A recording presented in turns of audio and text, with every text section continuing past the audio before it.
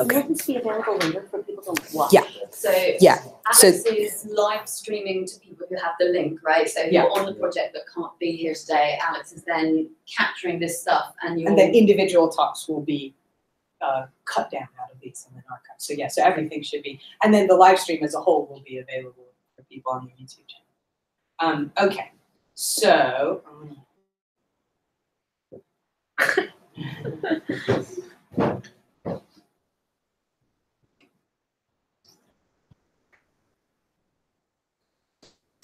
Okay. Thank you all for coming. This is really great. I'm really excited about what we're doing. I just wanted to give a brief introduction to what we're planning to do today, but also a little recap of what we did in the first workshop, because not everybody was there. Who's here today was not there at the first workshop. So the first thing that I have to do is I realized that when I was making this, I hadn't updated the logo. And now we have to switch to the University of Nottingham. So we'll do that and make sure that that's official on the next one. Right, so just a reminder of the overall aims of the network as a whole. What we want to do is really try to examine the Norman Conquest explicitly through a material culture lens, through what archaeology can bring to the cultural and social and political questions about what's going on in the 11th and 12th centuries. We don't want to limit ourselves just to the question of the military conquest or even the cultural integration, but really the kind of long period around on both sides of the Norman Conquest in the 11th and 12th centuries, because as we discussed in the first workshop, there's a lot of European trends that are going on at this time, which the conquest is but one event within that. The overall goal of the project is to articulate an archaeological research framework for these centuries that we can use to promote the study of this period to other archaeologists who are not doing it as often as I think probably all of us would agree they should be doing, and also to interdisciplinary audiences. So something that we can use to attract historians, art historians, anthropologists, literary people that are working in this field, to show them that we have something to contribute.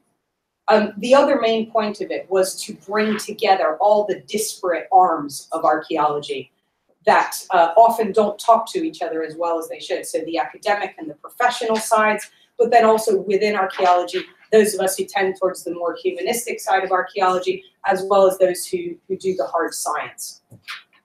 And also thinking about the public engagement side of things and how we can tell stories that are interesting about the material culture and the archaeology of this period to the public. And the main thing is, as Naomi says, to get our act together, to make sure that we can start talking effectively about this period with other archaeologists and other disciplines. And it's running from last June through December of this year. So there were several, I circulated that document, that sort of working document on agendas, but I've summarized some of it here about what came out of that first workshop. And so everybody's on the same page, so we can kind of see what the ideas were that came out of that. And I asked a series of questions during the brainstorming sessions. And one of them was, what do we need to do better? What are we not doing now that we need to do? And chronologies and dating came up a lot. Not necessarily that they have to be more precise, but if we can make them more precise, that's better. But when they can't be precise, which we have to acknowledge they won't always be, to deal better with those uncertainties and to figure out a way to deal with those gaps and uncertainties. We need to use a much wider array of methods than we've been, and often be more systematic than we've been. Communication was the other major theme that came up. To disseminate better, to speak to the public more, to communicate with other archaeologists, other arms of archaeology better, and hopefully these workshops are starting to do some of that, but we're going to have to continue to do that even outside of a kind of focus project like this. To not be afraid to tell our own materially based stories in this period, to not feel shackled by the historical record. That doesn't mean ignoring it. It doesn't mean pretending it doesn't exist, but to not feel bound by it, I think. As well, we need to think about wider scope and context.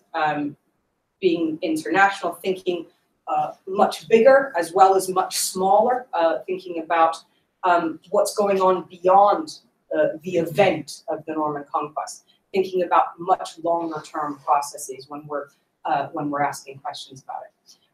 And getting better at messaging, getting better at communicating to other archaeologists and to the public that material culture is as significant as the wealth of documentation that surrounds the Norman Conquest, that we are as important to understanding this period as history is.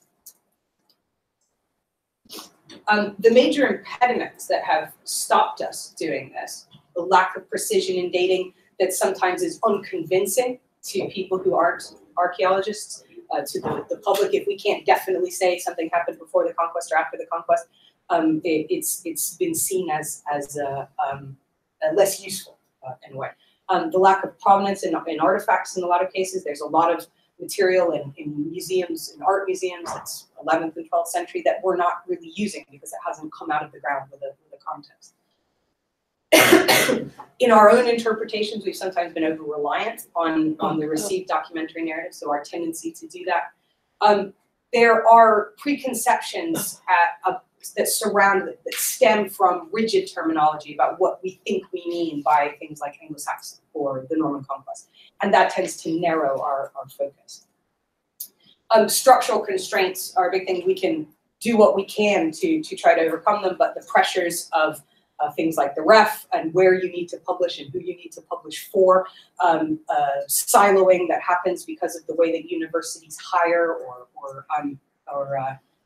slot us into particular areas can often hamper interdisciplinarity and the links we want to make. Our dissemination practices are a big impediment. It came up a lot that archaeologists are generally happy to read historical writing journals and cite them and things like that, but we often don't get cited in return in those same things. So we need to think about how we can make ourselves more visible and entice people from other disciplines to read us. And that we're generally lacking confidence in this period because it's been such a focus for historians. We think either that it's understood and we don't need to really add anything, or that we're not really necessary in this discussion. So we need to be more confident that we have something to contribute. Why other people should care? Why archaeology is so good in this period, and why other people should care is that it's an exceptionally rich period for both material culture and documentation. We have enormous amounts of raw material to work with. And so this is a really good lab to test interdisciplinarity, to test theories, and to test methods. The most obvious thing for why historians should care is that we can get to things and people that documents can't. We might be able to tell smaller stories, untold stories. We can pinpoint maybe regional variation that's not going to show up in documents that are working at a much higher level. And then there are a number of themes that really emerge from the Norman Conquest that are relevant to basically any period of archaeology or human study. Social, political, and cultural transitions and how material culture captures those or plays a role in those, as well as things like migration, displacement, contact, identity, and those are relevant from prehistory until the present. And the other thing is that whether we like it or not, it's a defining moment. It's a cultural touchstone, it's an event, and it gives you a hook to hang funding on, which, we said that we might have to pitch it as this is all about the Norman Conquest, but then once you get the money, then you sneakily make it about a lot of other things that aren't. And so what do we want to do? We want to move beyond just documenting the Norman Conquest and material culture. We want to ask more questions about why and how it happened, what roles material culture played, why certain things changed and why other things stayed the same. Not just saying this happened in the 11th century and this happened in the 12th century and the Norman Conquest happened in between, therefore it must be conquest. We want to make better use of data that already exists, that we're not really dealing with very well at the moment. museum collections, site reports, grey literature, unit archives from commercial archaeology. Look beyond Britain, particularly beyond England, to the other countries in the UK, but also across the Channel into Europe. Make links between multiple forms of data and evidence and bring them all together. One of my questions was, what sorts of evidence should we be prioritizing? And somebody wrote, we shouldn't be prioritizing anything. We should be bringing all of it together as much as possible. We need to think both bigger and smaller, looking at wider contexts as well as regional variation, microhistories and archaeologies.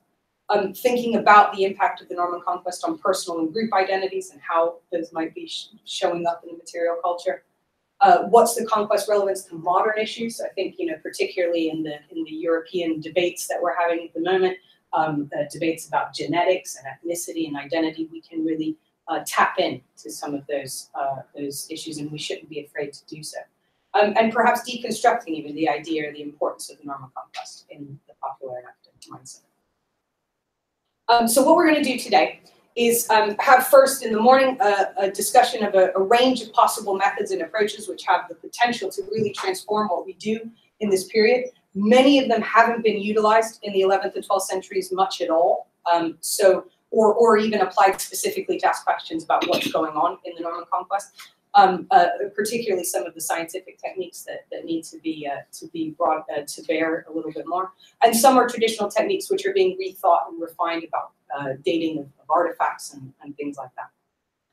So what we want to do in the afternoon particularly is combine the new ideas emerging from the presentations today with those workshop 1 agendas and brainstorm priorities for what we're going to do in the future. So that we can update that research agenda document that's circulating around and start the seeds of a larger funding application, which we promised the AHRC we would do. So, but there can be many applications. But there could be many applications, yeah. Right? So yeah, this is just starting to think about that process. Right. Okay, and so now I'm going to hand over to Matt.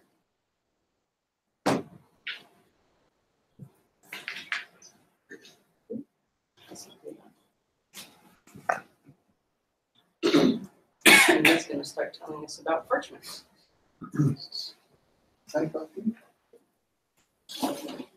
Right. So yeah, I was thinking about this on the train down. So this is a presentation that I prepared in the inadequate conditions of the Wi-Fi service early this morning. But basically, I think there's a lot of things I think we can think about. I mean, clearly we talked already about history, and these questions are the ones in the documents in front of you.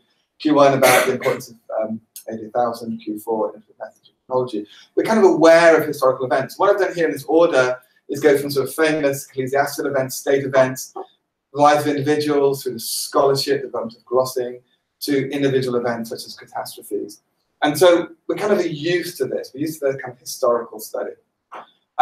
But I also think that one of the problems with historians in parchment is this sort of the overemphasis of the text itself. The text is hugely important.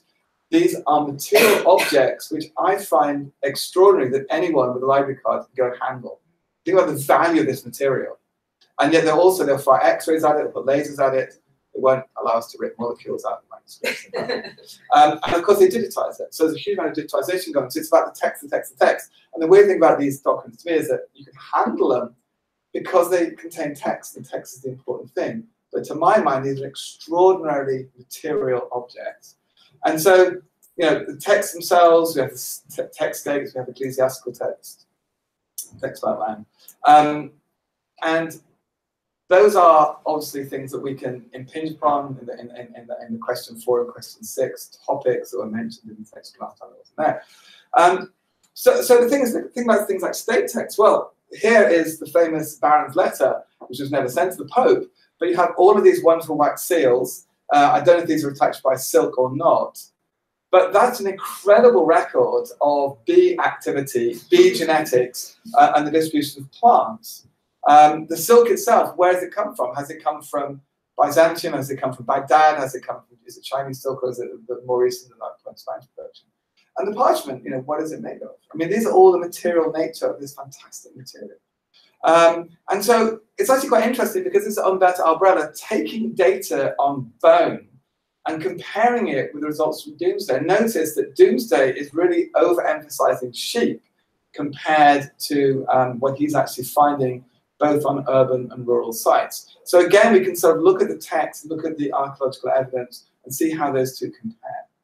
Think about the church. I mean, church undergoes enormous expansion. So this is just a plot of the increase in frequency of Cistercian orders. This incredible pyramid scheme, you know, you've had a daughter abbey, we've had a daughter abbey, and this thing expands hugely. And of course, all of these need libraries. There's a massive increase in parchment production in text. It all needs scribes. This whole thing is an extraordinary expansion in written text. So this is happening at state level, it's also happening at ecclesiastical level.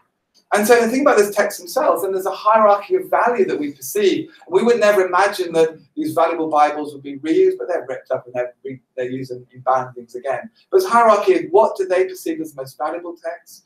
What about the importance of Gospels versus gloss Gospels? This is an example of gloss Luke here. Liturgical manuscripts, hagiographies.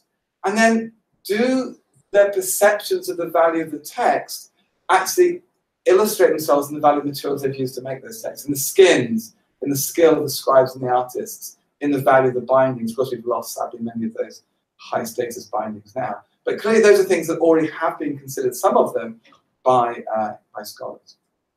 And think about the artist. The artist is probably the area which has been most well-studied, thinking about the artistic schools, the subject matter of those and the materials. But one of the things I think is really quite curious now with archaeology is we can do some just crazy things. So here we can look at the tooth of a lady that died in a convent in 13th century Germany. And we can see that she was actually preparing lapis lazuli because we actually can see the ground lapis in the cavities on her teeth. So we could start using osteological evidence, begin to tie artistic activity. I think it's really fascinating work that Anita Radini is doing at the University of York. So I'm not going to focus so much on that. Think about the scribes, though. You know, what's extraordinary is that paleographers have done an amazing job of identifying individual scribes. And those scribes are being obviously used in governance. You think about the way that the scribes are training other scribes with this wonderful stylistic variation. And what about the organization scriptoria? How are these things working?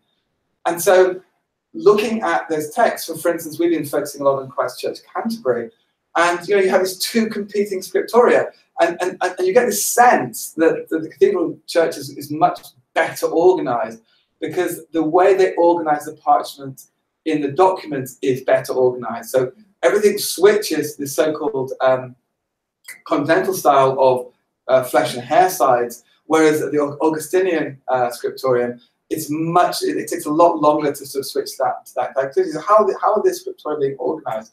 And the most extraordinary thing for us about this, I'll come out later, is just the species they're using. I'll start with the bindings and that kind of work down to the bindings ultimately to the animals. So in terms of the bindings, this is work that really comes out of Naomi's fallow deer project. So this is where she kind of inspired me. So when we got the result, we talked to Naomi about it, and she said, this is really interesting. And the point was, we were analysing bindings and finding the presence of roe deer. And she said, well, of course you are. These are ecclesiastical documents, pointing out the fact there's a much higher instance of roe deer at this time around religious sites. And this is related to the humoral theory. I love your idea that archaeologists to think about ancient theories rather than more recent linguistic ideas. I love that paper. And so you can start thinking about this. And this is actually some historical text from Charlemagne's Abbey of Saint-Denis, where they're allowed to kill their animals as long as they use the deer skins for binding. So, you know, are these practical? Are these materialistic? What are the decisions that are being made to decide on which bindings are being used? And you know, people have said in the text there's calf skin, pig skin, and deer skin. We're only so far finding deer skin. We're pretty sure there must be some calf there as well. We haven't found any pig at all. And where that's significant, I don't know.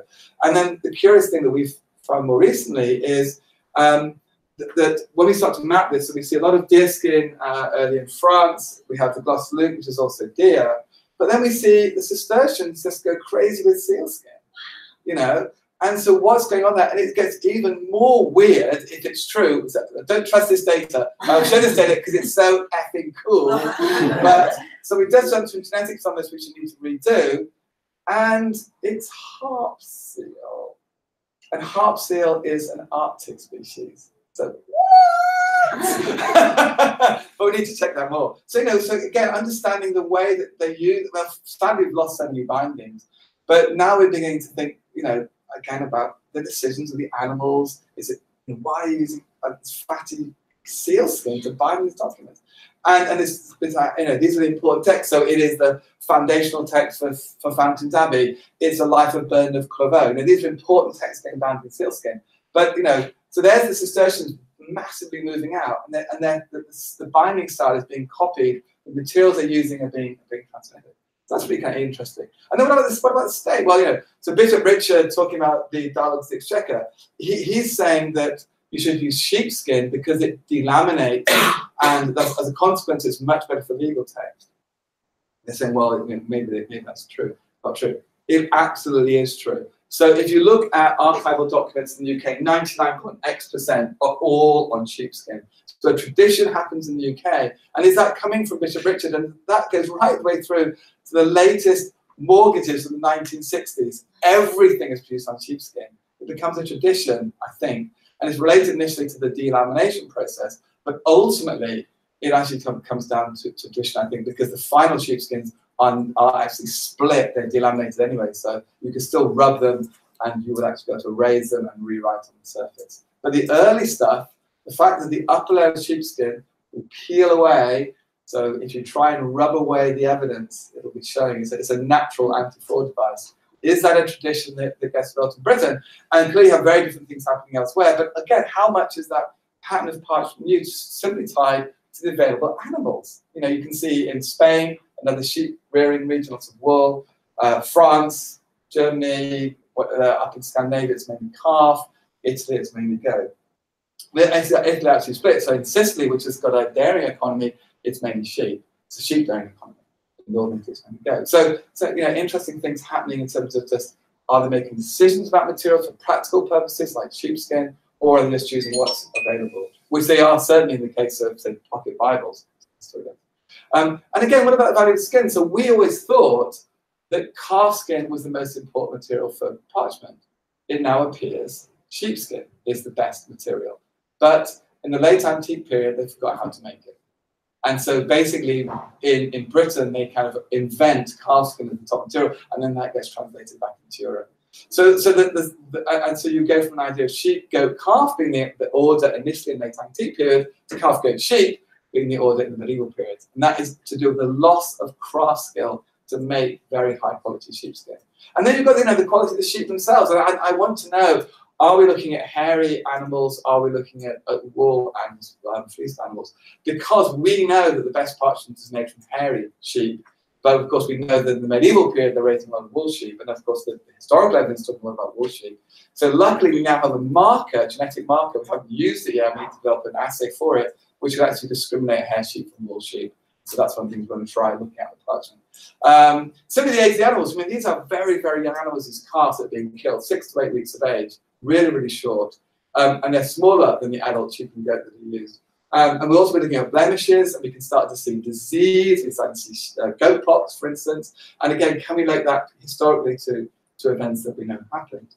And the curious thing about that as well is this is on Bertrand Alvarez's summary data. This is in the English Heritage to Archaeology manual. And notice the absence of calf, if I can show that, in the Norman period. There we are. Yeah, there. So yeah, look, no, I'll look for the view.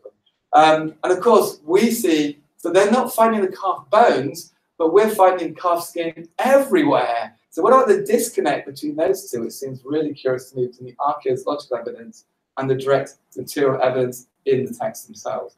And these are very young animals. And the other thing about it, what about the perception of calf skin? So this is a fascinating thing. This is Anneliese Benoit's work, where she has looked at, this is a calf that dies in utero. This is much later, so this is in the 14th century. But by the 14th century, calf skin is no longer a premier product.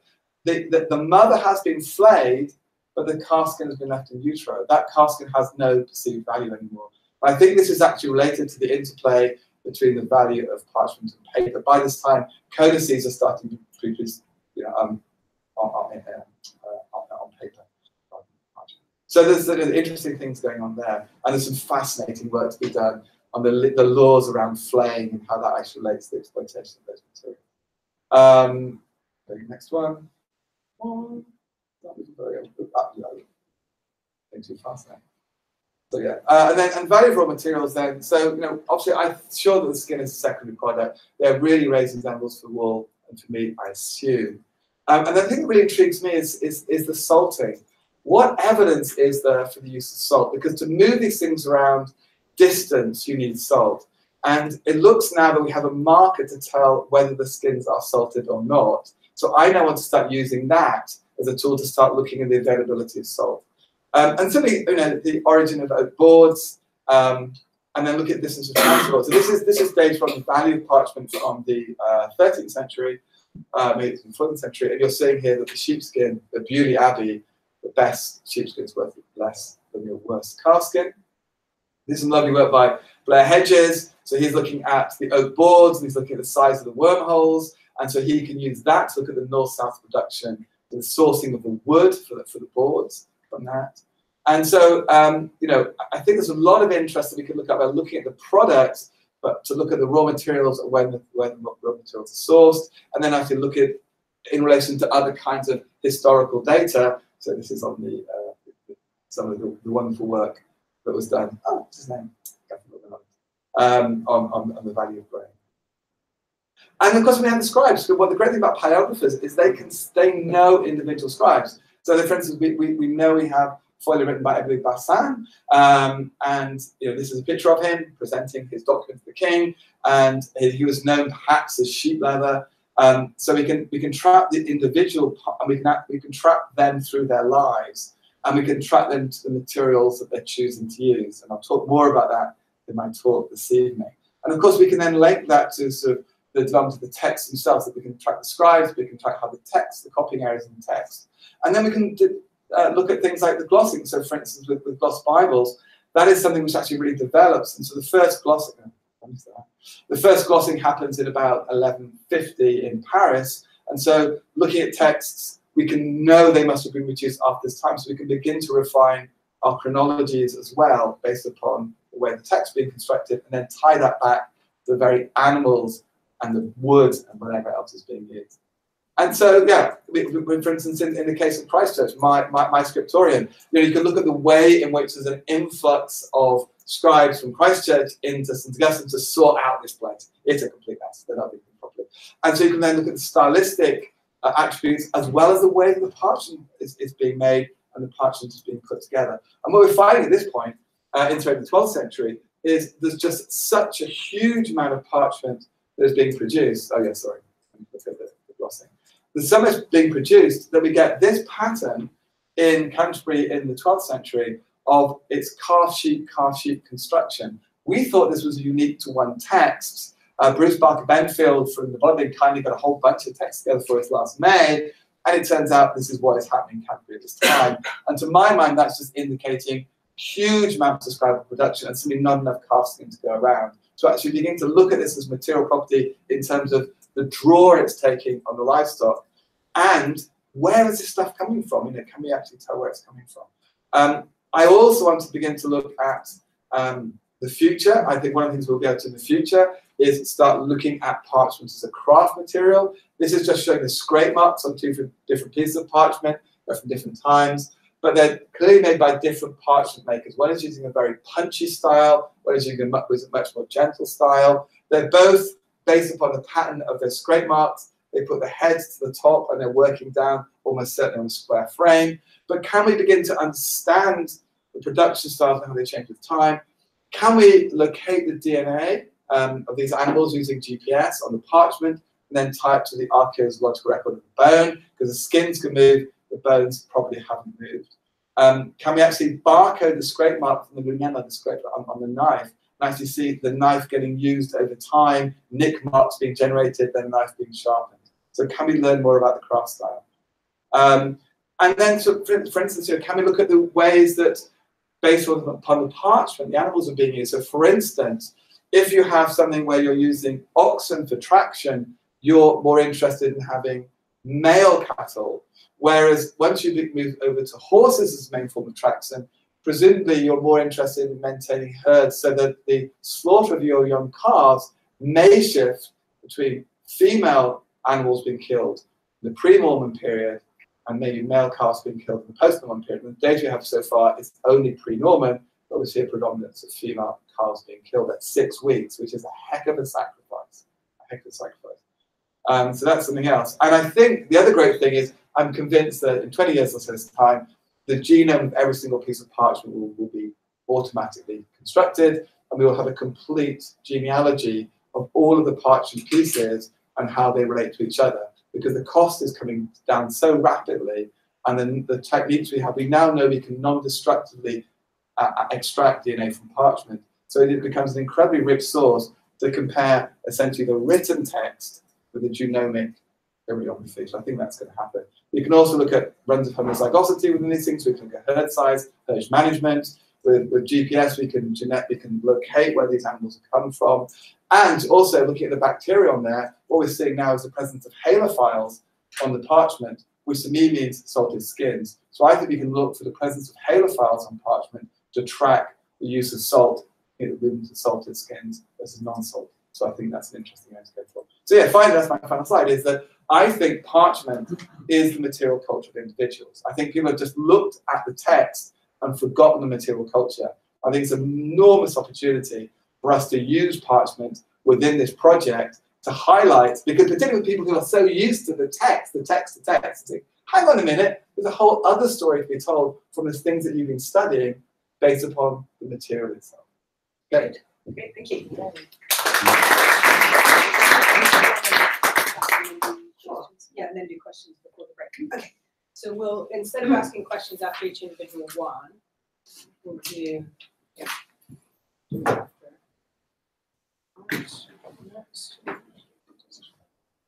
It should do.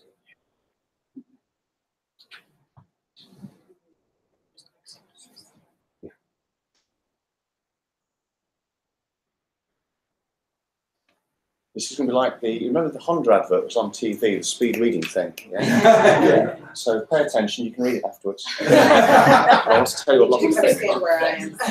Yeah, wait, it's a superposition of people. Okay.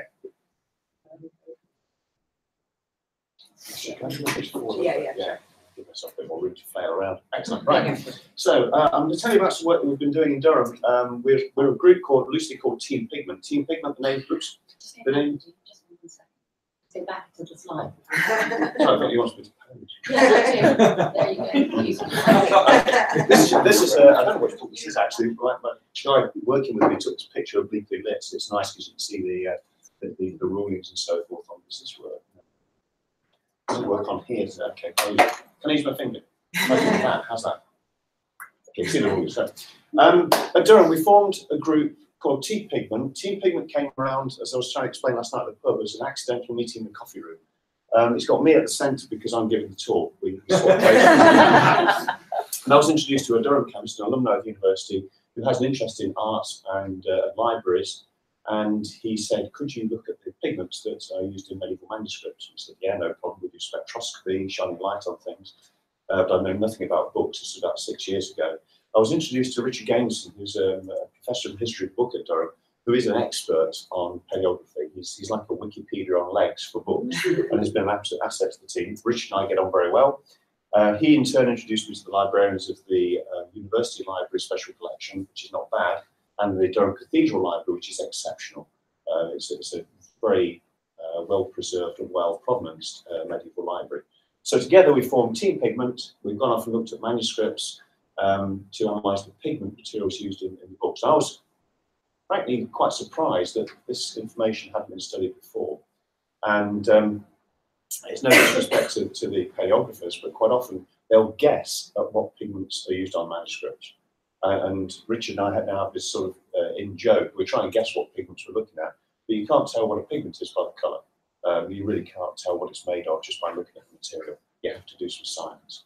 And that's what I do. I'm a chemist by training, been doing it for about 40 years now.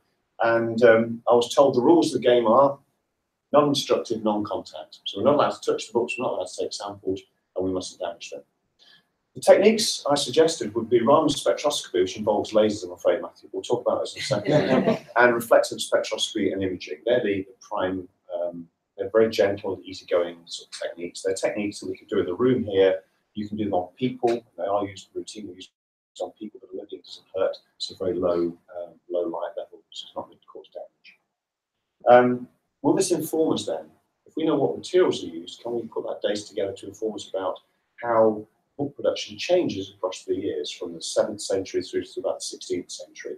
We can see changes in the way that materials were used, we can see changes in the materials themselves being used, and can we map that onto societal change, particularly from monastic to secular book production? The thing that I didn't get my head around for a few minutes was that we can't just move the books to my laboratory, which is quite well equipped. So we've got to move our machines to the books, which is not a trivial undertaking. Anyway, let's have a quick chat about the techniques we use. So Raman Spectroscopy is the main technique we use. We start off by shining a laser on the page. Now the molecules on the page are wriggling around all the time. They're vibrating. They vibrate at a particular frequency, which corresponds to the material they are. It's a fingerprint. So if you can record the vibrational spectrum, you know what the material is. In this experiment, we shine laser light in. The laser light gets scattered. So, for example, if I get my laser pointer, you'll see if I shine this on the wall here, you can also see a little red dot and fold it around like a cat. Most of the light is coming out of the laser at a particular wavelength. Most of the light from the wall there is scattering back at exactly the same wavelength. But a tiny fraction, about 1 millionth, is shining back from that wall, telling me information about the vibration of the pigments in the paint on the wall. So if I can grab that, analyze it, I can work out what paint is over there without having to visit the wall and take a sample.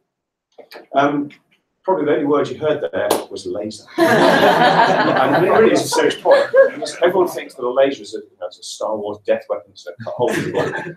Nothing can be farther from the truth. They could do that if you wanted to, but the lasers that we use are actually no more powerful than the laser pointer here, with the battery charge. That's a flat battery, I guess. The laser power is really important to us. We understand laser powers very well. I worked with lasers, for a long time, so I know how to turn them down. I know how to make sure they're safe. Just to show you the kind of spectra you'll get, these are a couple of spectra here. One is of red lead, so I'll just move this over slightly. The red trace here is red lead. The orange one is orpiment, arsenic 3 sulfide. These are typical materials. In fact, these are spectra recorded from a 7th century manuscript. So these are typical spectra that you'll get. Those patterns tell what the pigments are. The second technique, I mentioned, is diffuse reflectance. This is what you're doing all the time, assuming you're not colourblind. You shine white light on an object, you look at the scattered light, by analysing what goes in, what comes out, you can work out which wavelengths are absorbed by the sample. So, for example, here are some spectra obtained from this, this is one of the Durham Cathedral Library books. You can see at the top there, and the trace labelled Virgo. That's a mixture of indigo and orpiment, sorry, they've made green paint by mixing blue and yellow together.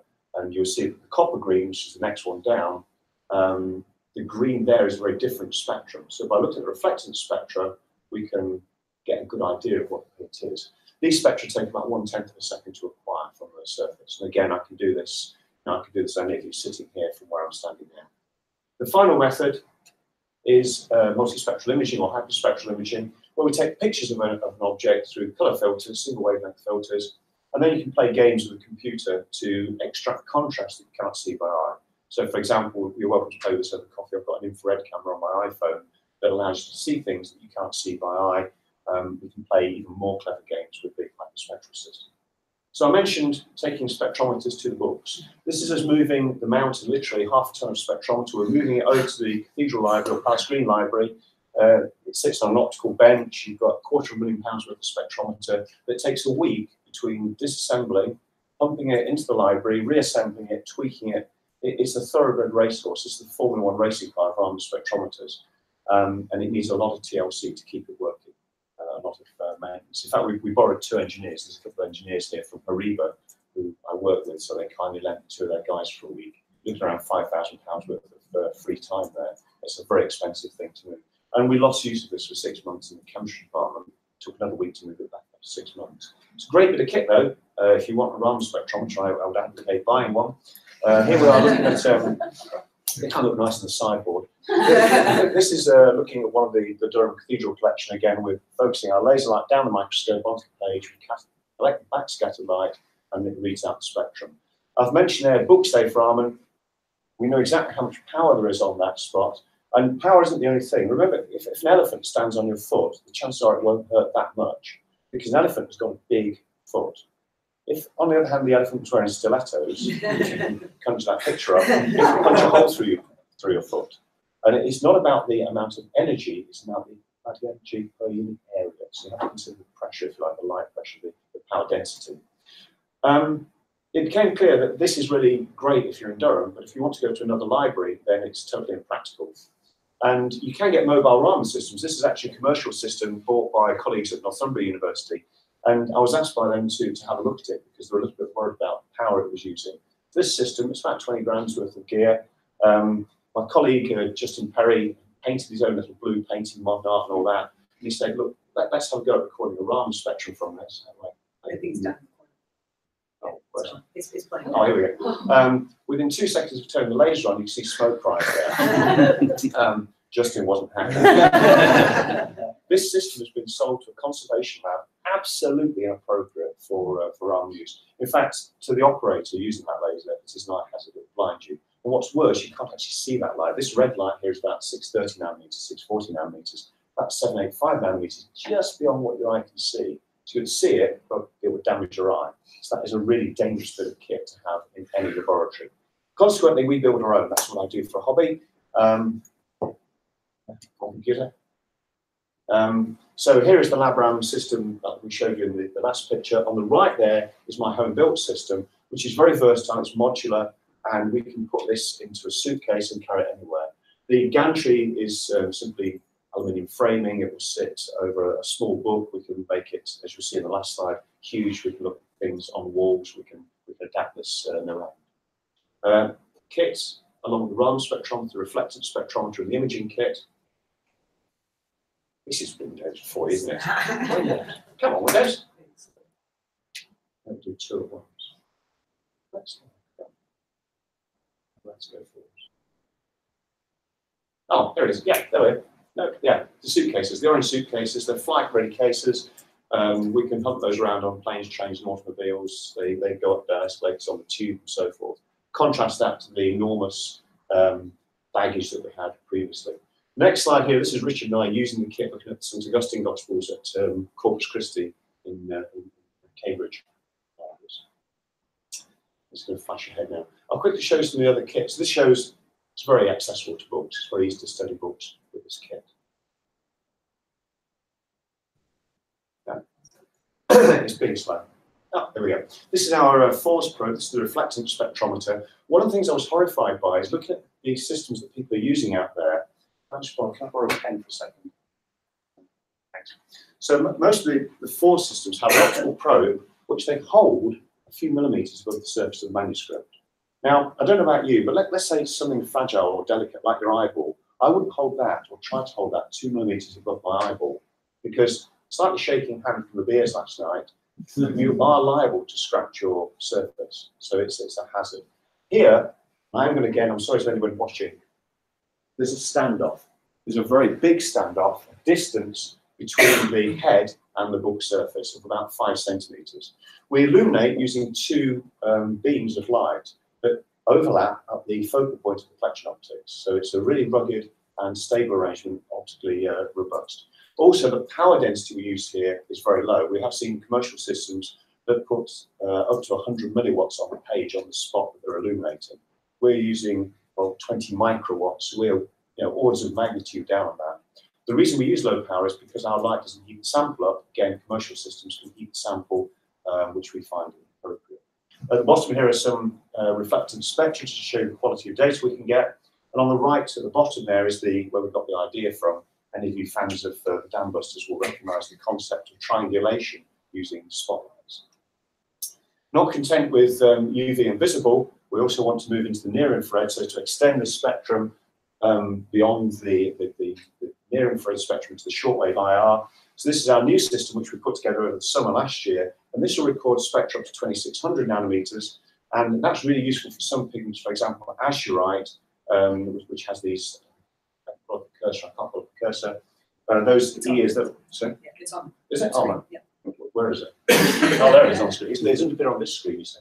So down here at the bottom, you had two little bands in the spectrum, the characteristic bands, right? We can get a lot of information about the type of material you're looking at, the substrate, and also the binder that's been used. So the near infrared and the shortwave infrared give us a whole lot more information.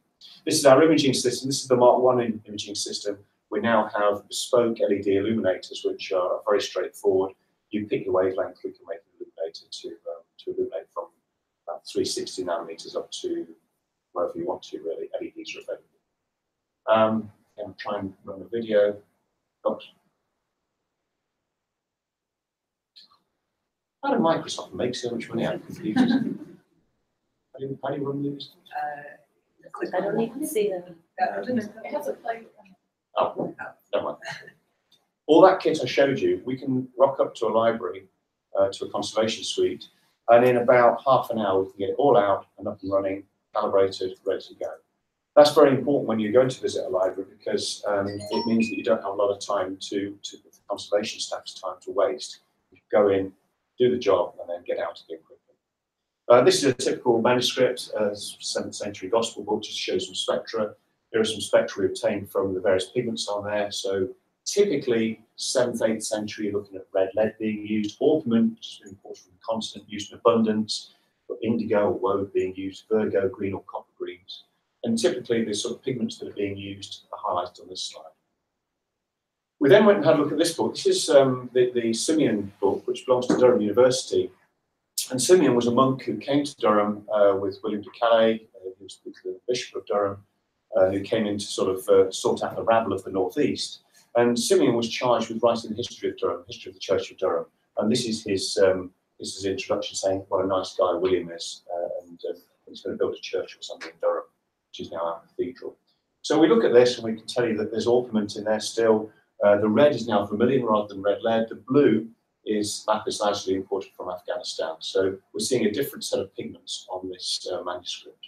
And the question that was raised was, well, is this because he's come with his Norman toolbox and pigment box, or have these pigments migrated in slowly over the years? So the idea was that we should go and look at a series of books produced in Canterbury between the early 10th century and beginning of the 12th century.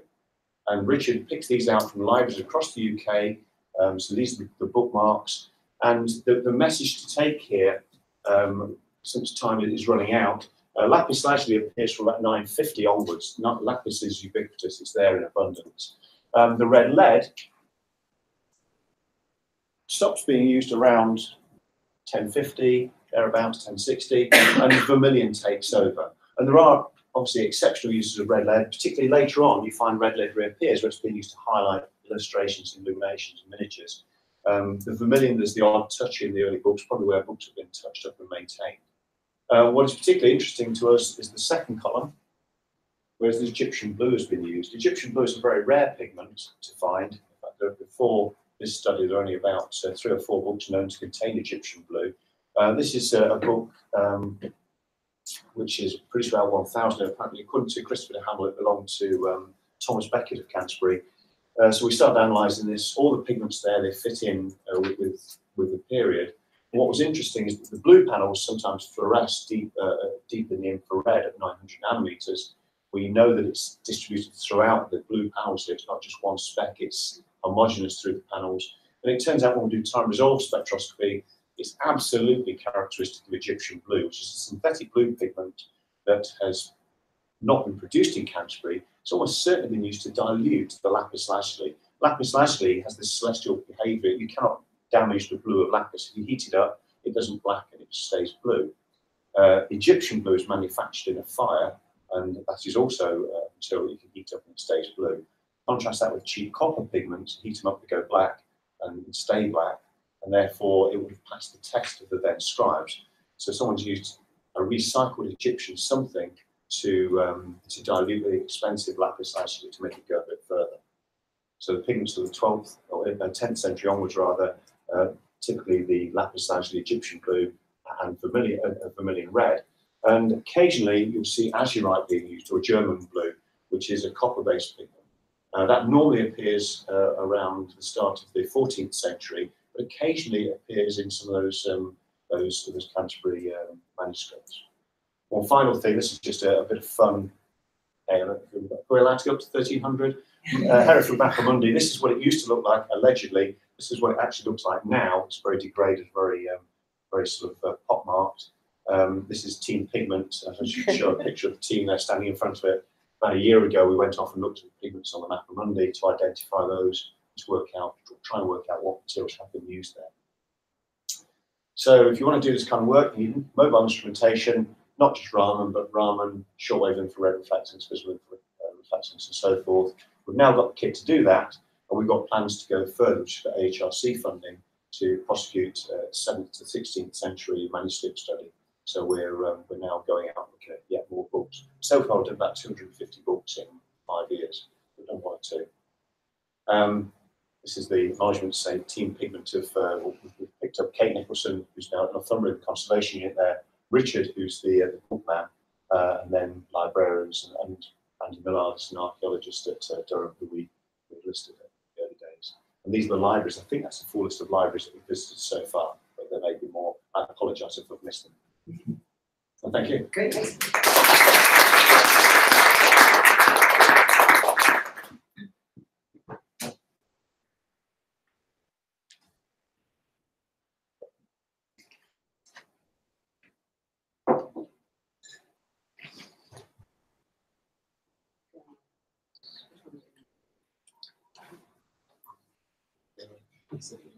Yes.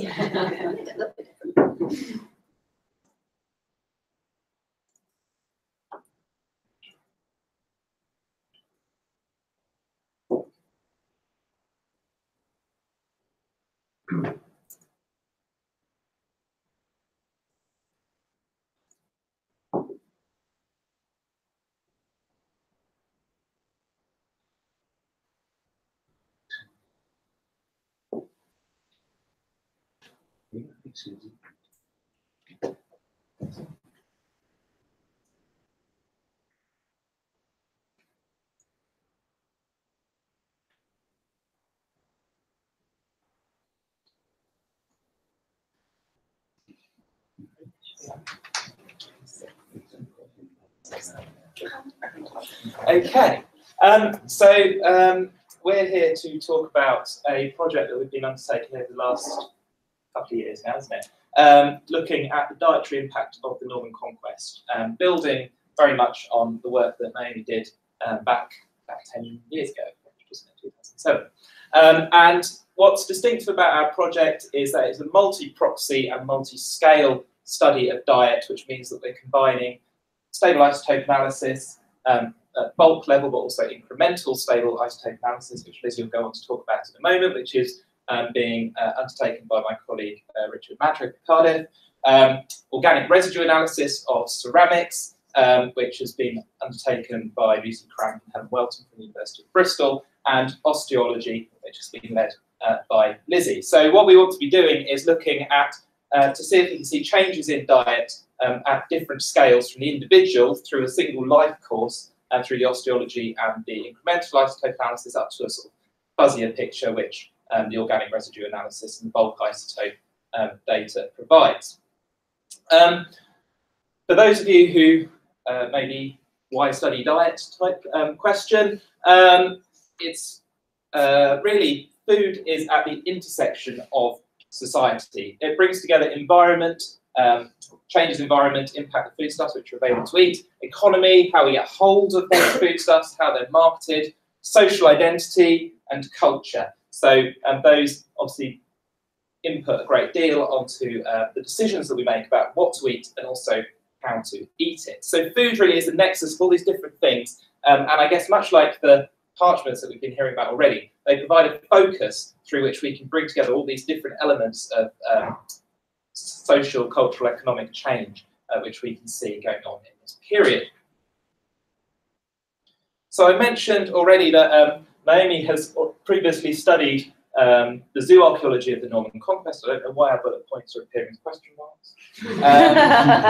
The headline finding, I think, which comes out of Naomi's work is that after the Norman Conquest, we're seeing increasing pig consumption in England, possibly mirroring a pattern which is already established in France, the introduction of new breeds, and also a focus in particular on eating younger pigs. But this is something which is very much emphasised at elite sites. We're also seeing agricultural intensification and an increase in wild animals and exotica, again mirroring principally the elite taste for hunting.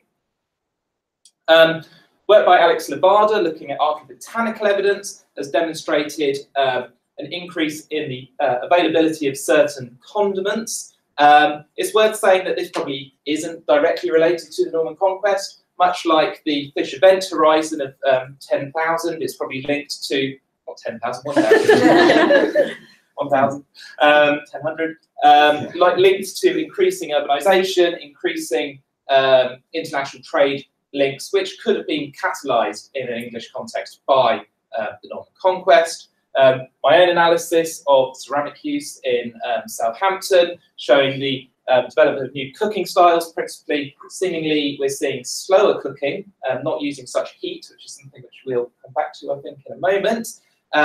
Possibly in a port, seeing a mixture of English and French styles. I mentioned the fish event horizon already. Around 1000 we see a massive spike in the consumption of fish. And all of this is brought together in a paper in the Archaeologies of the Norman 11th century volume, edited by Chris Dyer and Dawn Hanley, which came out of the SMA conference a few years ago, and a paper by myself, Alex Levada, and Fiona Whelan, who's done all sorts of interesting stuff looking at written sources about food culture, which unfortunately we haven't really got time to go into.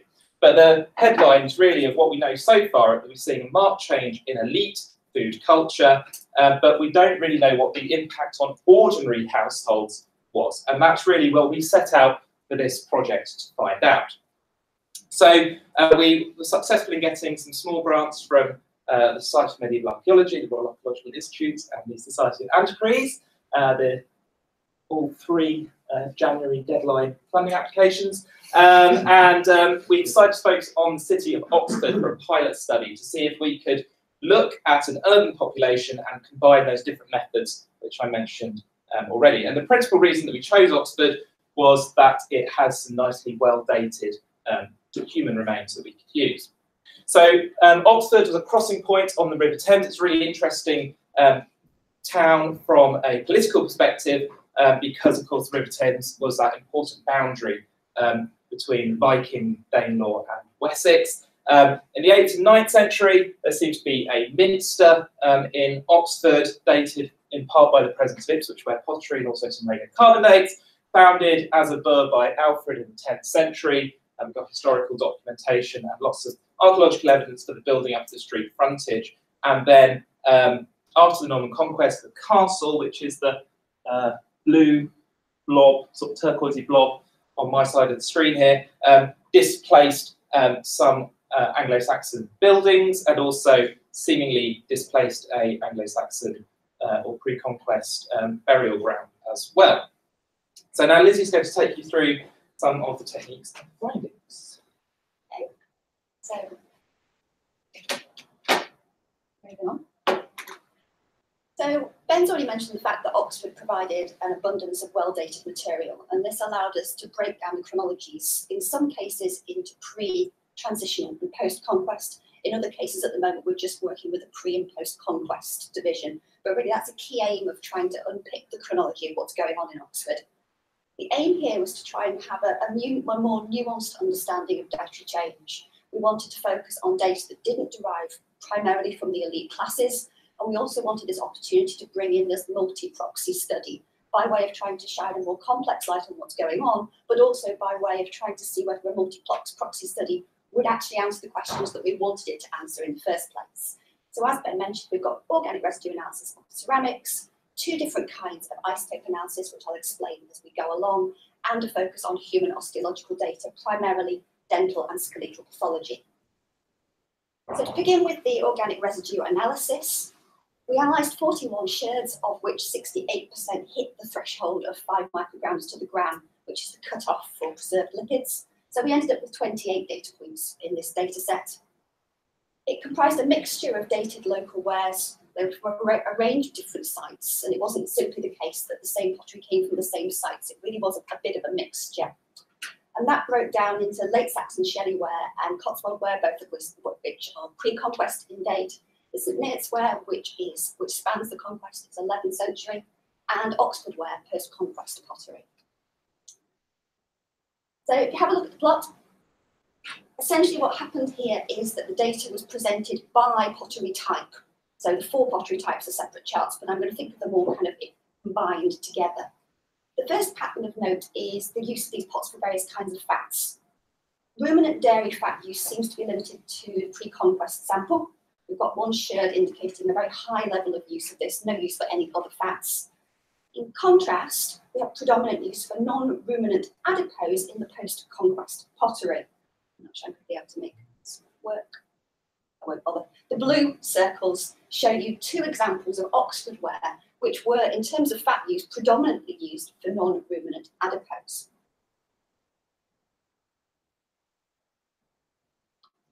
Oh, okay. So ketones, indicating prolonged heating, were detected in 5 sherds. These are all pre-conquest Shelley ware. And it's notable there's no similar evidence for high temperature heating in our post-conquest wares, or indeed in the pre-conquest examples of other ware.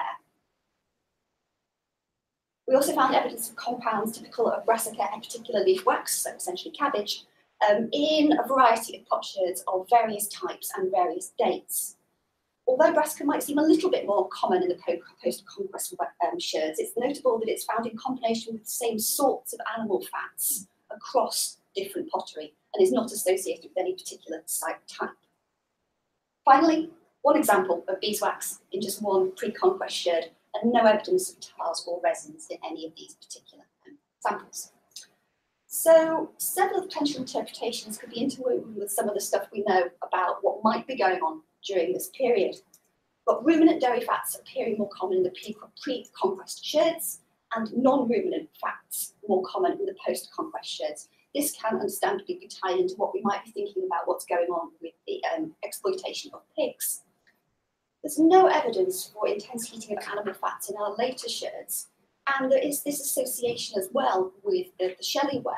Both the pottery type and the practice of high-level heating seems to disappear at the same time.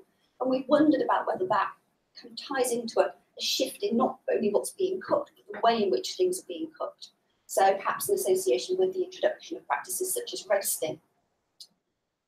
We do have to think more broadly about how some of these practices might tie into what's going on in Oxford, and certainly ethnic differences in cooking practices have been raised before. The idea, for example, that Shelley wares were in core use in the Saxon heart of the burh, whereas perhaps the St Neots ware was peripheral and used by Danish populations, Oxford being perhaps quite a complex place at the time. So we'll have to tie into some perhaps more nuanced thinking as we develop this project in the ways in which different people who were using these different wares. And cabbage use is consistent across wares and with fats. So whatever's happening, people still like cabbage. Moving on to look at some of the isotope analysis. We're going to begin with the analysis that was undertaken on bulk bone collagen, which includes 36 humans and 60 animals of pre- and post-conquest date. One of the most noteworthy patterns to pick out here is when we compare the phased human samples, and the humans are on the far side, circled by the large coloured rings, is that we seem to have a lot more diversity in pre-conquest diets than we do in post-conquest individuals. The standard deviations are far higher in the pre-conquest sample in both carbon and nitrogen. Now, thinking about this reduction in variability in diets would fit quite nicely with a pattern where we see increased control of market supply in Oxford under the Norman administration, increased urbanism, perhaps tighter controls on agricultural production and supply. It's plausible here that the post-conquest communities had a more homogeneous diet and that the supply was more stable in order to facilitate that. In addition, it's worth pointing out what's going on down here with this black dot, which is our post-conquest pigs. They are notable compared with the other animal samples for having, again, a narrower standard deviation range. This is particularly noticeable in the nitrogen. So if we combine this with evidence of increased urbanism, it's tempting to start thinking about what the way these pigs were being managed. So if they were being kept in the confines of the city as sty pigs, for example, being fed on waste from the increasingly growing urban population, then we might see these sorts of patterns occurring in the data. And indeed, if the zooarchaeological evidence suggests pig consumption increased markedly after the conquest, then this reduced variability in human values might also relate to the consumption of this more homogeneous pig protein. Moving on to look at the incremental data, just by way of a brief introduction for those of you who might not be familiar with this sort of analysis, instead of producing a single value per individual, our incremental isotope data tracks dietary change across childhood.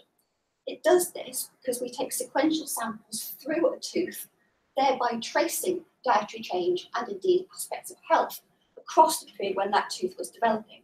So we looked at 9 individuals. They were all of the sort of transition post-conquest period by nature of the samples. We couldn't look at any more, unfortunately, because the amount of analysis involved in this technique requires quite a lot of money. So we ended up looking at second molars of 9 human individuals. This tracks the dietary and health change between 2.5 and 14 years-ish of life. If we have a look at some of the variation here, I think what we're presenting at the moment is a bit of an insight into how this technique might provide a kind of higher resolution insight into some variation of diet across the life course. With this amount of data, we really can't say too much about bigger changes within Oxford. So the first individual shows really quite stable diet.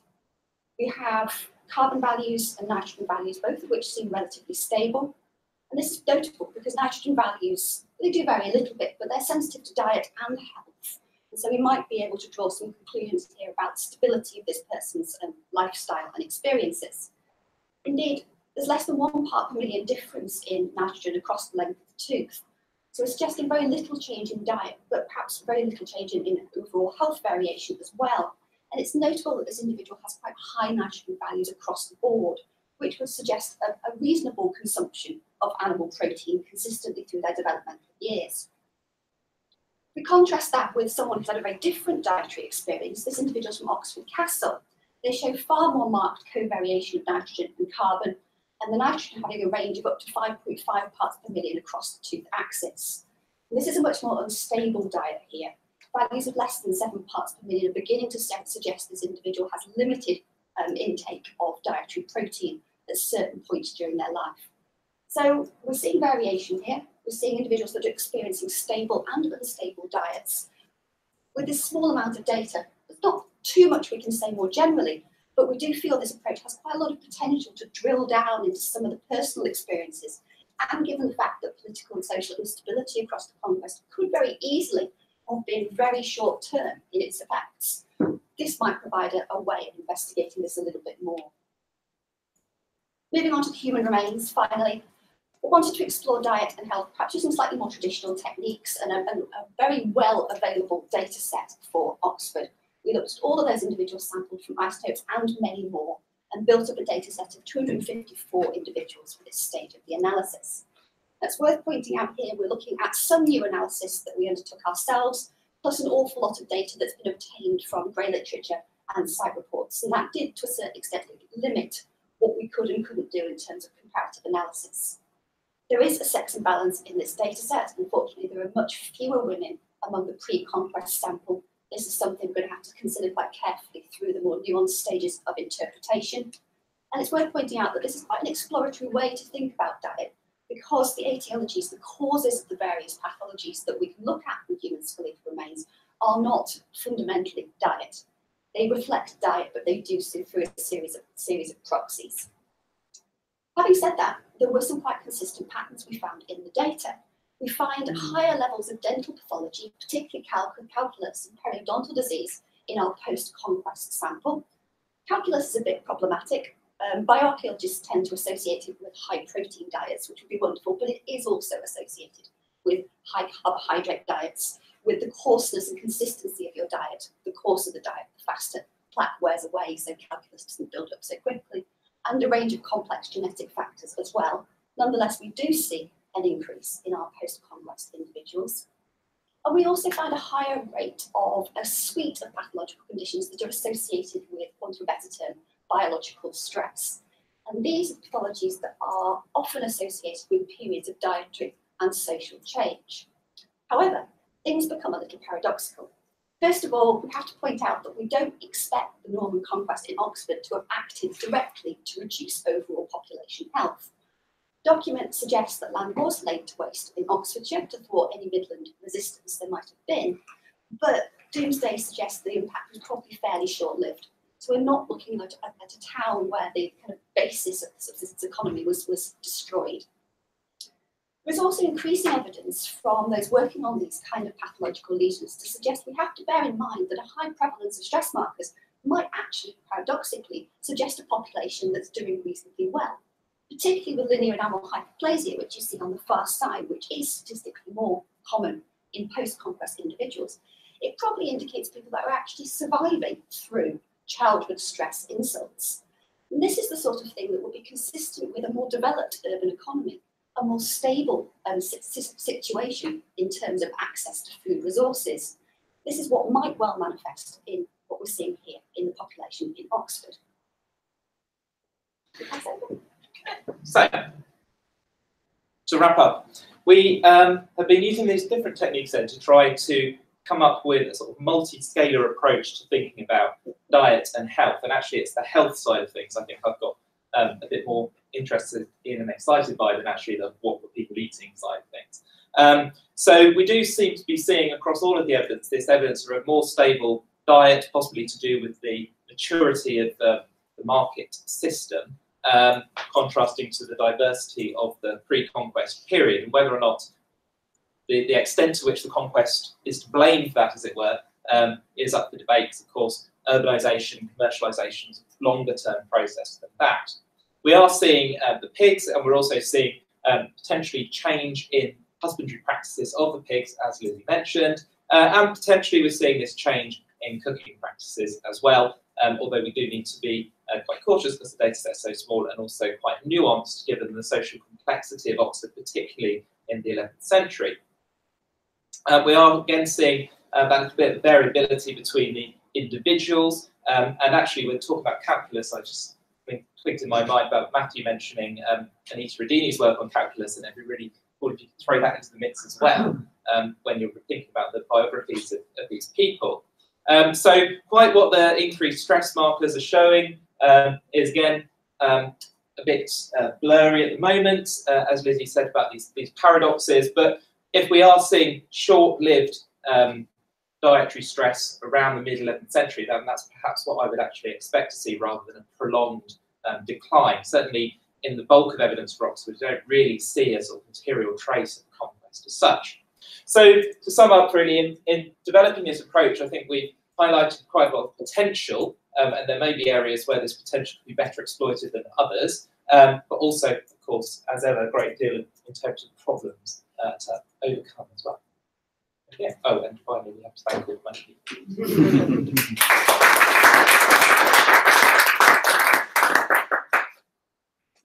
All right. I'm going to go up there. Last one.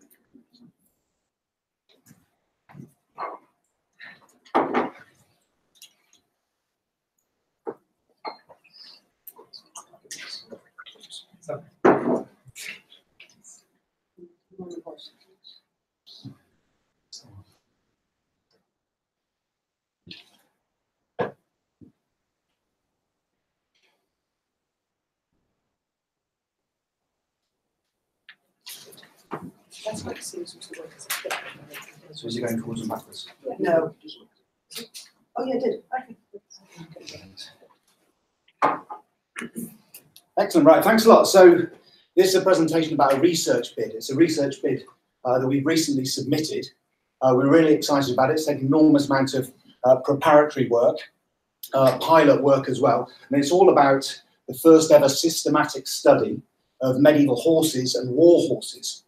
And really the first point I want to make is that the project's got a much wider brief than purely looking at the Norman Conquest. It's a systematic study of horses and war horses between 800 and 1550. So I'm going to give you some highlights really as they apply to the Norman period generally. Also to stress, it really is another example of a multi-proxy project, really looking at a whole variety of different evidence and trying to integrate it. That's obviously this workshop's all about integration. We really hope that it'll be an exemplar of that, looking for more of the traditional material, pictorial material, a seal here, of course, through material culture, the documentary record, and also some really cutting-edge science, and that's what my colleague Alan is going to talk about later on. So that's the second point. Also to stress, really, we style this as a project about horses. We want to look at horses, not for the sake of looking at horses, not just looking at horses and human-animal interactions. We really want to think about horses as a window on the wider medieval world, and in particular, questioning what horses can tell us about wider socio-cultural change. Okay, so this is a slightly more formal introduction, I guess.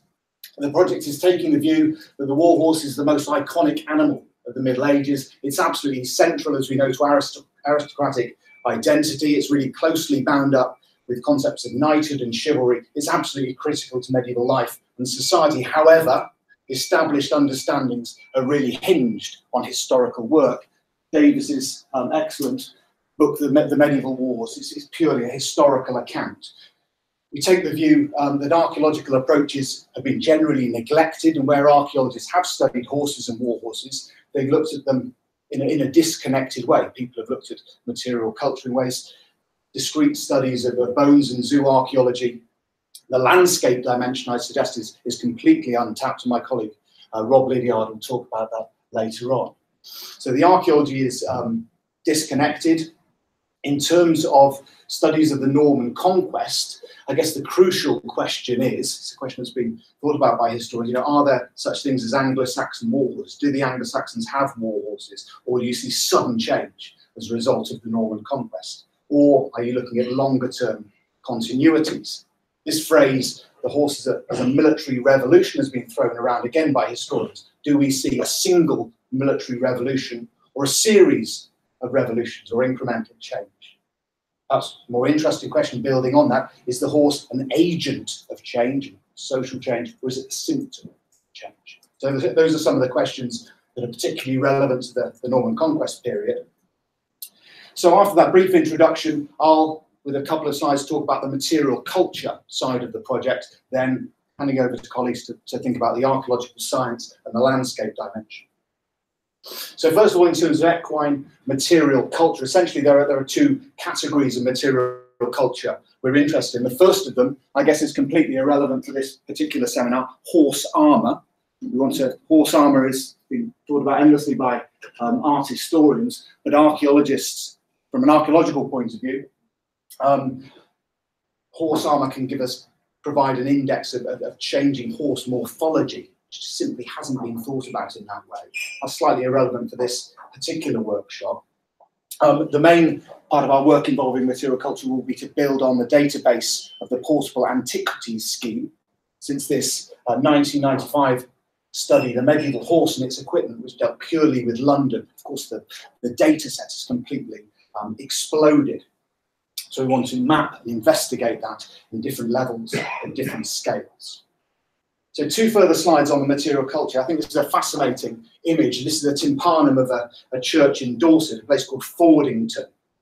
And it shows a very late 11th century scene, the intervention of St. George here in the Battle of Antioch. He's slaying Saracens who are dressed as Norman warriors, as you see. The particular item I'd like to highlight in this slide is what's around the neck and the breastband of St. George's horse. Do you see this breastband here? These are harness pendants. They're decorative pendants hanging off the horse.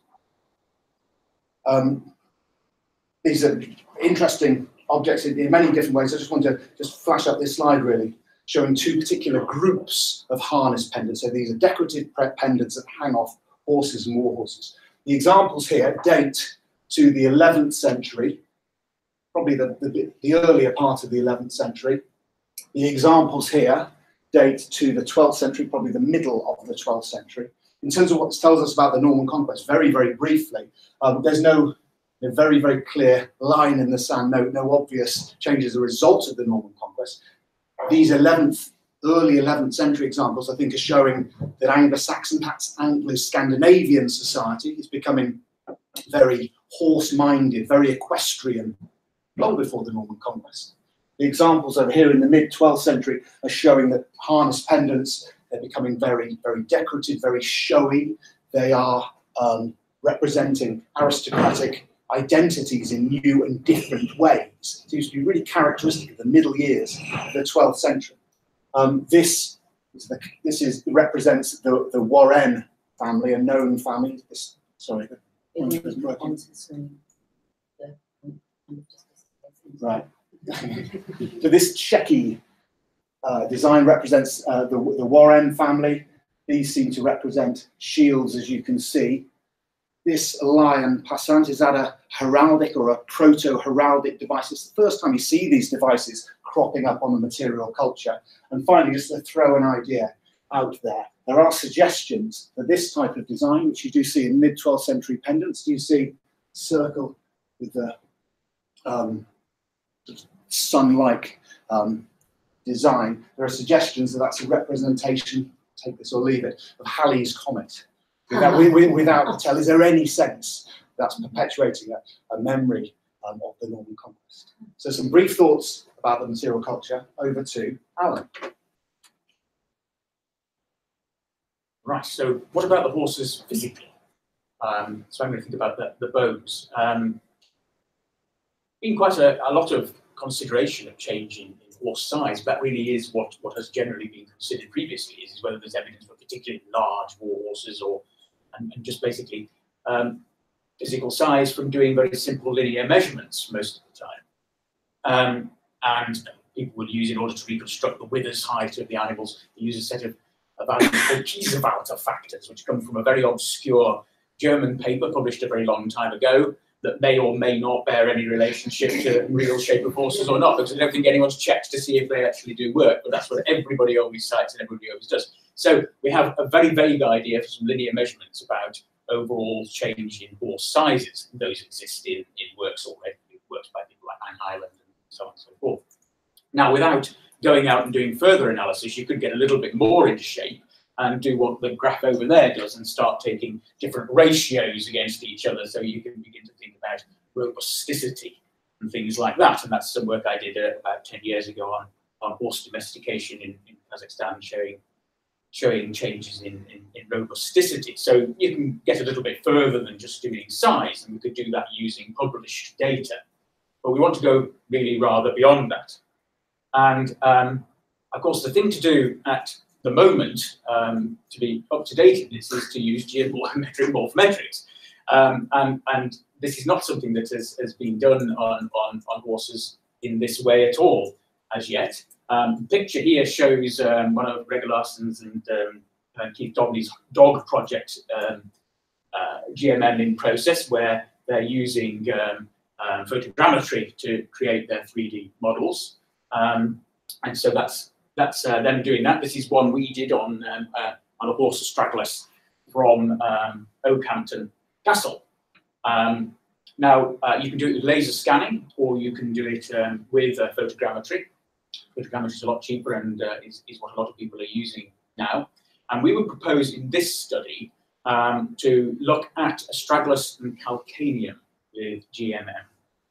Now, geometric morphometrics works differently from linear measurements. Instead of taking just a measurement from there to there and potentially doing ratios or whatever of those, you take a whole series of landmark points that are identifiable points around the 3D structure, and then it does the whole pile of geometric calculations you do in multivariate statistics between all of those to give you a much more detailed view of shape in a way that you can actually eliminate size completely from that as well if you wanted to really look at the morphology of an animal.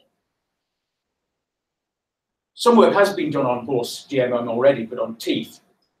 But the teeth are really only likely to be showing you relatedness. The enamel folds in the teeth are likely to be very closely related to the genetics. In fact, that's what's been shown in terms of relatedness. Now, actually, we are after something slightly different, because we don't just want the relatedness of horses. We want to know a little bit to do with their shape and actually their functional morphology, and what the breed might relate to in terms of their functional morphology. Now, if you choose the astragalus, why the astragalus? Two reasons. One is we need whole bones to do GMM, and these are the ones which are likely to survive whole in an easily identifiable form that we can do it on. It's also joint enclosed, so it's less affected by changes that happen during an animal's life as a joint enclosed bone. but it will be affected potentially by breeding animals for different locomotor properties. So that's one of the reasons we would go for it, to see if there is a particular breed related to particular functions, and we can associate those different functions with different types of sites and different contexts the bones are found in. But we'll also look at calcaneum, because the calcaneum comes off the astragalus and it's not joint in place, and it's a lever. So it'll have some elements which are to do with the genetics, but it also might have some development that are actually related to physical activity in life. It actually might develop some in-life activity-related change as well as a lever that lies outside the breed models over the lifetime. So we might get both of those things. Both of those are very easily recognizable horse bones, very easy to identify, more likely to survive whole. So this is the idea as to why we would target those ones in particular. Just to show you the sort of thing you can get from this. Obviously, this is a proposal, so we haven't done it on lots of horses yet, because it's. But I'll show you an example of using stragglers in 3D. This is from one of my previous PhD students' work, Ashley Garuda, and she did work on sheep astragali to look for breeds and land races within Central Asia. And so these are the points that were taken as the landmark points around sheep astragali. These are a set of scans that show the range of shape variation that was gained in the data set that you had. In the canonical variance analysis there, you can see actually that these different Bronze Age sites, in this case with sheep, cluster out very nicely, showing that these different sites did indeed have their own different land races, breeds, if you like. So it does, it's just something that we know. We haven't done it with horses, but we know it's something that actually works very effectively in other species. So that's what we propose to do with GMM. Now also, as is the current vogue, the thing to do is always to integrate the GMM work with genetics. Now, our project doesn't actually itself have to do the genetics, because Ludovic Orlando already has Project Pegasus running, and I'm part of that project anyway. And he's already got as one of his work packages to do British horses. So we would actually completely integrate what we do with all the evidence we have with what he's going to do. Now, the bone that he most favours for getting whole genomes out is the petrous bone, as most geneticists do. I joke that the geneticists come along and steal all the ears of our skeletons. And this is me, in fact, doing some ear stealing for Ludovic in Kazakhstan, poking out the petrous bone. Now, obviously, the genetics can show you which animals are related to each other, but actually much, much more than that in terms of all sorts of interesting things. Tell us an awful lot about what the horses were like. The horse is an animal that has had its genome pretty well mapped because of all the interest in race horses. A lot of money's been put into it. So this panel that runs up the middle are a whole series of interesting allele position alleles that indicate different types of things within the horse. The top set are all to do with insertions that control coat colour. So you get to be able to see what the colour of the horses were, and so maybe there is some selection deliberately for different coat colours for different uses of horses that might match with different morphological characteristics and different sizes and so on and so forth. But then you've also got diseases and nasty things that come along with that, things that relate to locomotion and things that relate to size as you go down that. So all of those things we can relate directly onto that. There's a little graph over here which shows what he calls the genetic load, which is the amount of all these deleterious disease things that we managed to introduce through inbreeding animals too much. And it just shows that we've managed to mess up all horses. So there you are. These are some ancient, and very recently, people used to think this was the cost of domestication. We've now seen it's not the cost of domestication. Here are some ancient Scythians, and these are Iron Age ones, and you've got a low genetic load of these different diseases. But then you've got all of these more recent horse types, and actually there's an awful lot more he's done since this graph, which shows that there's no horse alive today that we haven't introduced a very high genetic load of disease to by putting them through various bottlenecks of intensive breeding one way or another. Even Przewalski's are messed up from having been in New York Zoo and coming back out again. So they're all got a high genetic load. And you can also look for kinship different levels of kinship within the groups. So if you start combining all of that information with the material culture information, we have physical evidence of their changing size and shape, the association of those with different sites. We're beginning to really develop these, and then onto what you can then add to that. Landscapes. Thank you very much. I'm very conscious of the time as well.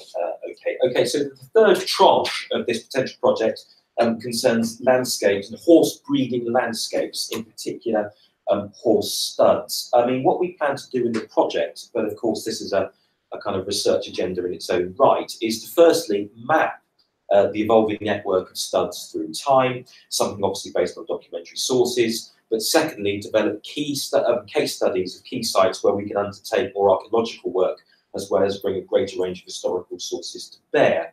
So on the mapping, what we think it would be useful to kind of do is to take all documentary references to horse studs from Anglo-Saxon England onwards up to about the 16th century, with a view to analysing their spatial patterning.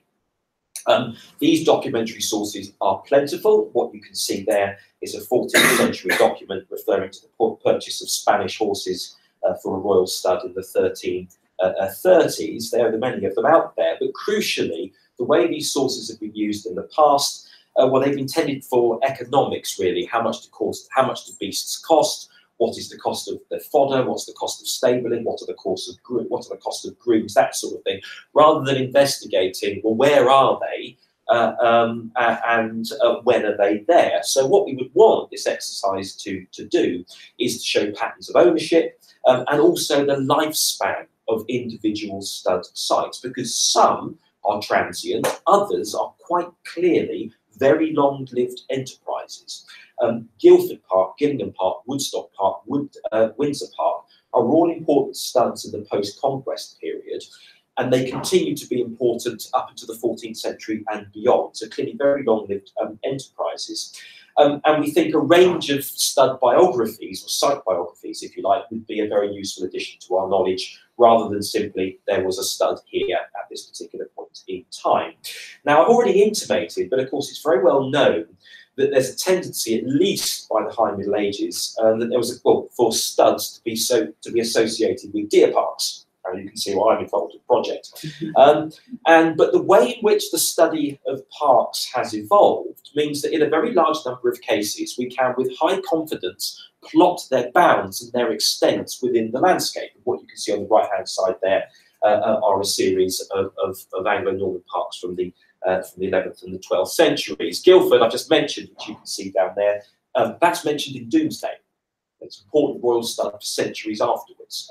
Depending on where you stand on these things, it might be that is an Anglo-Saxon, horse breeding environment. But it follows, if we know that there's a stud in a park at a particular date, and we know where the park was, we might be able to find archaeological signatures of studs and of horse breeding.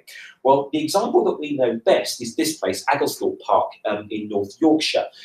This was plotted by Stephen Morehouse. It was published in the Deer Parks book I edited some years ago. What you can see, it's really quite an extensive site. You've got the footprint of many buildings there and a whole series of enclosures to go with it. Now, there must be more of these out there, and we would like to find them. And some evidence from the pilot which suggests that there is. And what you can see here is a LiDAR plot of features within the medieval deer park at Mere in Wiltshire, which was the site of a stud of Richard Earl of Cornwall in the mid to late 13th centuries. Now, what we want to do is to hit these sorts of places with conventional techniques, aerial photographs, LiDAR, geophysical survey.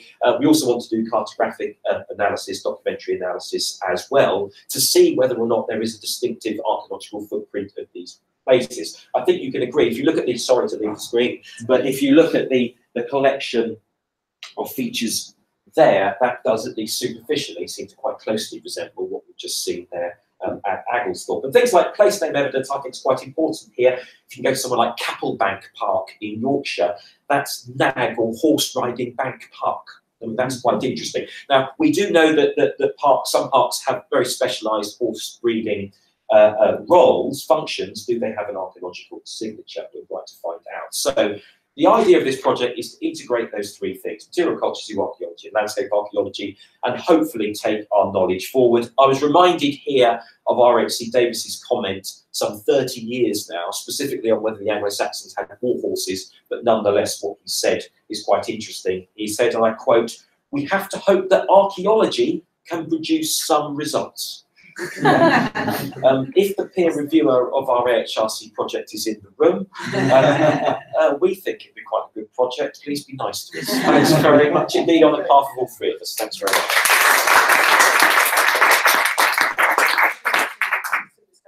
So, yeah, we are 5 minutes under, but we started about 20 minutes under, and already patterns emerging that if you are not a professor, you speak to time. So the good news is that after the break, we have no professors, which is awesome. So we should be good, not to have like 5 minutes of questions now, and then we can have stuff over a coffee, and then come back in and keep to time, because we have to be out by 12:45. So I might cut the break a bit short. Okay, yeah, that's fine. Okay, so has anybody got any questions for any of the people who spoke, or any observations they were making based on? I have so many questions. I mean, that's the thing. Maybe we should actually just get coffee and chat. And chat. Okay, yeah. I think that's probably going to be the best way, because there are going to be people who want to. Okay. Do you think? Yeah. It's easier for Harriet to take notes if we talk out loud. Oh, okay. Well, we could go get coffee, Go get come coffee, back come in, back, and then drink have coffee it and whilst have we're a discussion. chatting. Yes. Let's do that. Okay. But yeah, don't throw it. Are you looking at oats? Sorry? Are you looking at oats and hay? Yes, yeah, they're full. Yeah, obviously, 5 Stable, minutes. yeah, but so the all, yeah. And what it's very nice to see you. Yeah, it's really nice, yeah, it's well done. The plan is, I mean, if we get to have a postdoc work, I'm not it's saying going to be their job. I'm just thinking when you have to. No, Yeah. the Harriet, Yeah. quite role, all that stuff, stick it into the database, all the way through, and then just see when it's. I mean, obviously, you can imagine my interest in it. Whether or not there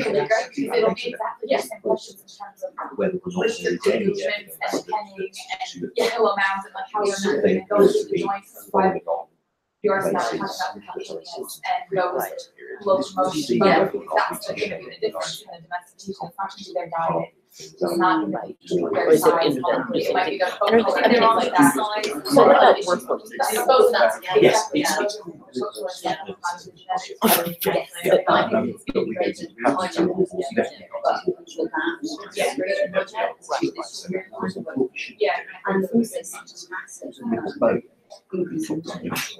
Yeah.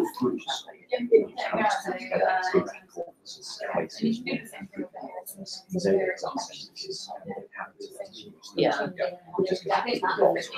And then you'll unmix it when, yeah. I mean, it's kind of, in some senses, a bit of a project. It's been a seminar, But, yeah. I mean, the rise of the great horse in the 14th century, as it's called.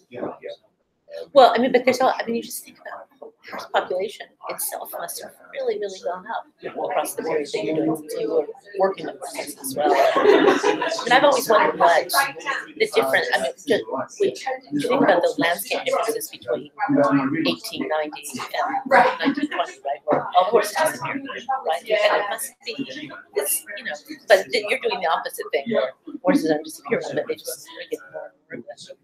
And it's actually quite interesting. Some of the other things as well. Yeah.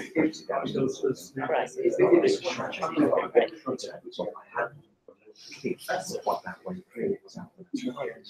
Yeah. And one of the Yeah. Yeah. And you think actually in terms of producing a force right. Well, and they're using everything of it too, right? So I assume when they're done with the horses, they don't throw them away, but they use them. Yeah, I just saw this. Right. Yes. Have you done it? Right. Have you done any? Yeah, it would be very, very interesting to see. I mean, I know how it Yeah, oh, that's, yeah. Even on the fancy, well, it'd be interesting to see just on the fancy, yeah, yeah. Yeah, and let's get some copy. But it's also interesting that students have these courses that they would be interested if they actually start working on Staff and I go down and spend all my summer doing my masters. But I'm sure there might be, well, that's where I am, but unfortunately, that's what it feeds on. So Yeah, I know. I wonder how much they have. So, no, so I have no other choice. That's right. I've been doing a lot of work then going through their materials. Again, material. I have found nothing. Really hard to just combine the brain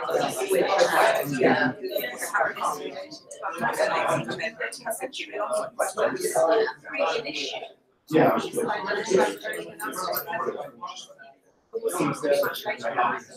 have ones that bring in So you keep moving and we want to go out there or out there, able to sit down. The people here are starting at 1. I think that's right. Yeah. That's great.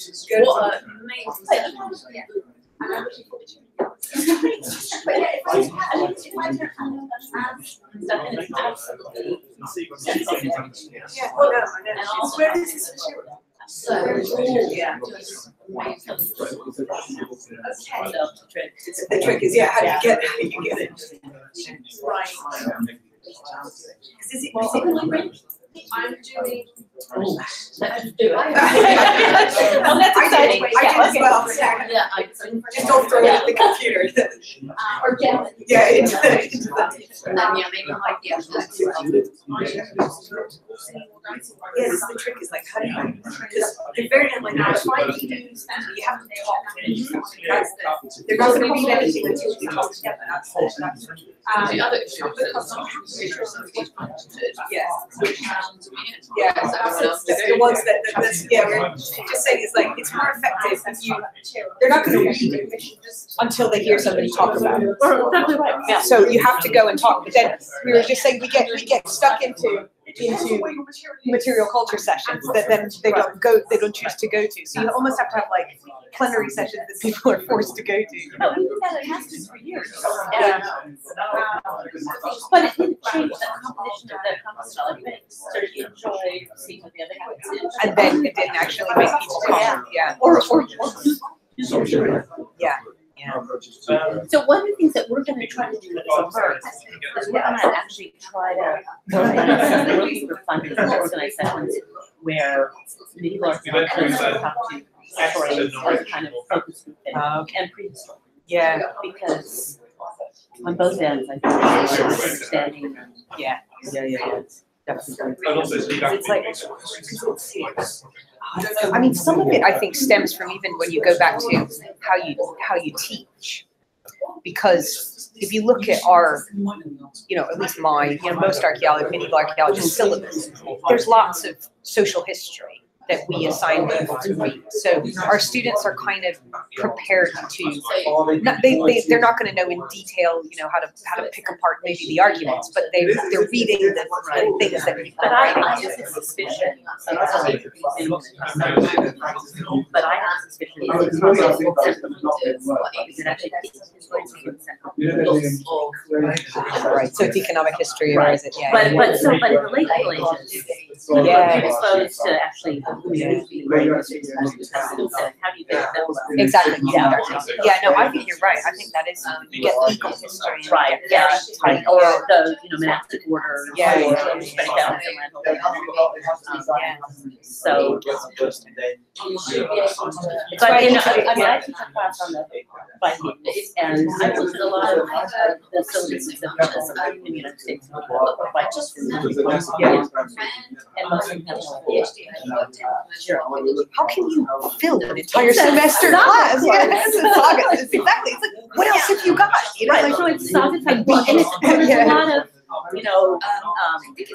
Alfred the Great and So it's national history. Yeah. Means easily funded, and that's what they don't show. So It's bigger. But it's, Yeah, I mean, that's what I'm hoping going to battle when Naomi and I go to battle and talk about this. Is that yeah, so this year, this summer, what we need to do is actually spend most of our question time asking them, what do we need to do to get, so that we can communicate effectively, and so that it actually makes a difference. And then also 8th and 9th century. Yeah.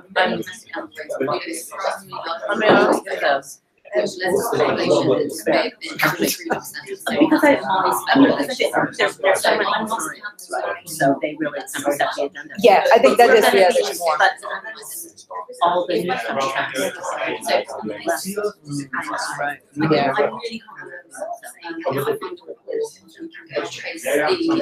Though you do, though, to be fair, there have been, I've seen lots and lots of stuff recently, whether, I don't know how much of an impact it makes, but sort of talking about,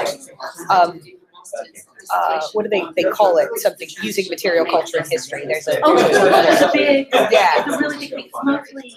That's, yeah. It's a start. Yeah. But yeah, I've seen that showing up in things. Yeah. One of the things that's really interesting is that some of the things I've seen published on it, though, it's all, they don't invite the archaeologists to come contribute to those conferences and agendas. So it's like historians who do that stuff. Extremely annoying Dan's mail at Harvard too. Wants to do material culture, and he gave this talk about looking at mostly at these inventories that are taken from the banks, say. And so he gave this big talk and how there's so popular. Yeah. So anyway, I said, well, what about the I'm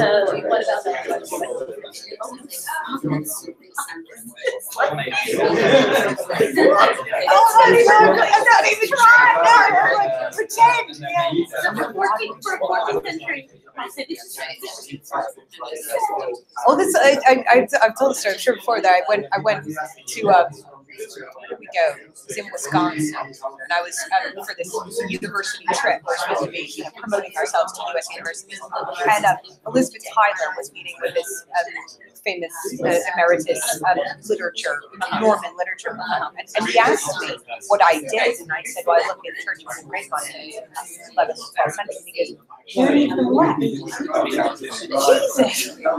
Yeah, loads, and it was because he comes to England all the time to sit in a library and look at the manuscripts, and I was like, did you look around at all? He's surprised that anybody could do that. But the thing that was, I think the thing, all this stuff, I mean, everything's a bit, it's more that will excite them. Yeah, and Matthew, because that's what they do. Because Matthew has this freedom now. He's been going around talking about the manuscript stuff. I'm going to talk about to have this.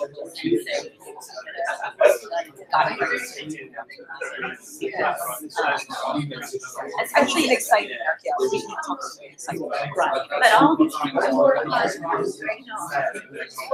folks and the parchments, I know all these people. Yeah. So that yeah.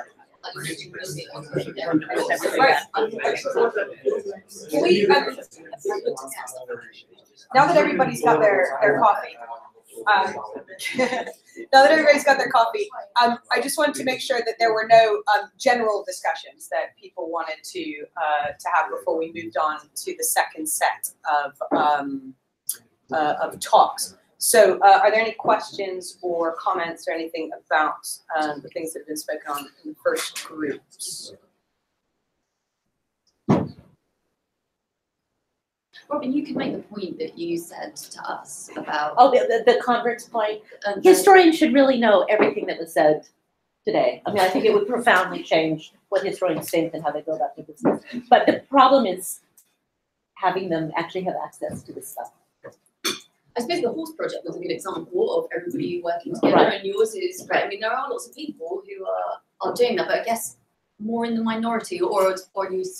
How have you found in terms of jetting around talking to manuscript people? how sort of in terms of receptiveness to what you do? Very variable. Really variable. Okay. So yeah, and the problem is if the question 6 how you had it, it's the nature of scholarship. One of the problems is that large interdisciplinary projects are common in the sciences, and they're common in archaeology, but they're not common in history. So the idea of the sole scholar is still, I mean, the book is really important in academic progression in humanities. What we can talk about, oh, this is a big project, get everyone involved, we'll all write these papers together. And we say, well, actually, that wouldn't work for me. So it actually comes back to the institutional strictures in some ways about what people are expected to do. So you do, of course, you see people who are hugely enthusiastic about it, but there are also people who say it's not for me because of the nature of the work. And that's true even of people who are, say, more established scholars who maybe are What, worried about so, getting their what I expert find work. is really intriguing. So, for instance, we've had a series of questions that we've asked to PhDs, postdocs, junior and senior academics in terms of some of the strange findings we've been having. And there's that pyramidal information. So the junior scholar will give you so much information back because they're not sure about anything. So maybe right, maybe wrong, lots of information comes back. And as you go higher and higher up the pyramid, it's more and more black and white. And so if we're arguing something is white, but maybe it's black, then that is also a project conflict field. If that can't be, that is wrong. Well, that's the data. But I also think it's now, are you in a history department or are you in a? I'm in a history department. Because everybody, all historians read Rob. Yes. So why is that? It's because they know Mainly you, to right? disagree, right? But you're integrated into our networks in the way that you're not in. I mean, actually raises a good point, which I was going to ask, which is to what extent do we construct historians as the other who are going to be necessarily not open to this, or actually, I mean, without naming names or anything, but there are going to be a few, kind of people who would just think, what was that quote by R. Allen Brown once? Those archaeologists with all their bits of pot, the really kind of condescending stuff. Or it's an expensive way to find out what you already know. Yeah, that kind of thing. Which is, I'm just wondering whether or not actually how prevalent is that kind of attitude now? So I'm going to talk about that this evening, and I have data. Right. But I do remember the first time I came to the battle conference, and because I'm so dumb, I never realised that this would ever be a problem, right? But I wandered in, and the historians were absolutely lovely. But Chris Lewis took me on one side and went, "Wow, you've got some balls to come in here." I was like, "Why? That was lovely." But I didn't even realise that there was a conflict. And actually, I haven't encountered it, but I think there is this weird perception that. Part of the problem is publication, isn't it? In that, part of the offshoot of the pressure to publish is that so much gets published, and it's impossible to keep up with everything within your niche little thing. And we know how niche little things historians can have. I don't know. There are some pretty there are. nerdy. Look at this. But and if a historian wants to find something we've published, they'd have to go to an archaeology journal, which is entirely alien to them. And if you want to publish interdisciplinary, it's speculum or speculum, really, and they don't really seem to like publishing. They never publish archaeology. But they make noises about wanting to publish archaeology and then don't publish it. So without that interdisciplinary venue where things can actually come together, then I'm not advocating yet another journal. But I'm just highlighting it as a problem, that you need to know where to look. And I think it strikes me as obvious to go to the Journal of Medieval History, and surely to most historians it would strike me as obvious to go to medieval archaeology. But you want to find out about medieval archaeology, but you wouldn't necessarily think to go to the Journal of Archaeological Science or archaeology. I always think that the volumes that probably made the Doomsday book most accessible to archaeologists was actually the Doomsday Geography series, because it puts it all graphically. And I think the scientists in particular, I think, if you're going to make an impact in history, you probably got to write in a style. Well, I can give an example. So we wrote an article for a journal, which was, where the hell do you publish this stuff? Right. So we wrote a journal for a journal called PNES, and we wrote it in 4 different voices. And the journal just said, change it, make it a single scientific voice. They wouldn't allow us to have the English historian, it's to archaeologist, and let the person speak. And it was obvious that there were 4 voices there. And he just made it, so when you read it now, it's all a single voice and all the interesting stuff being pushed to the supplementary. But a historian wouldn't read that journal. Well, no, they wouldn't.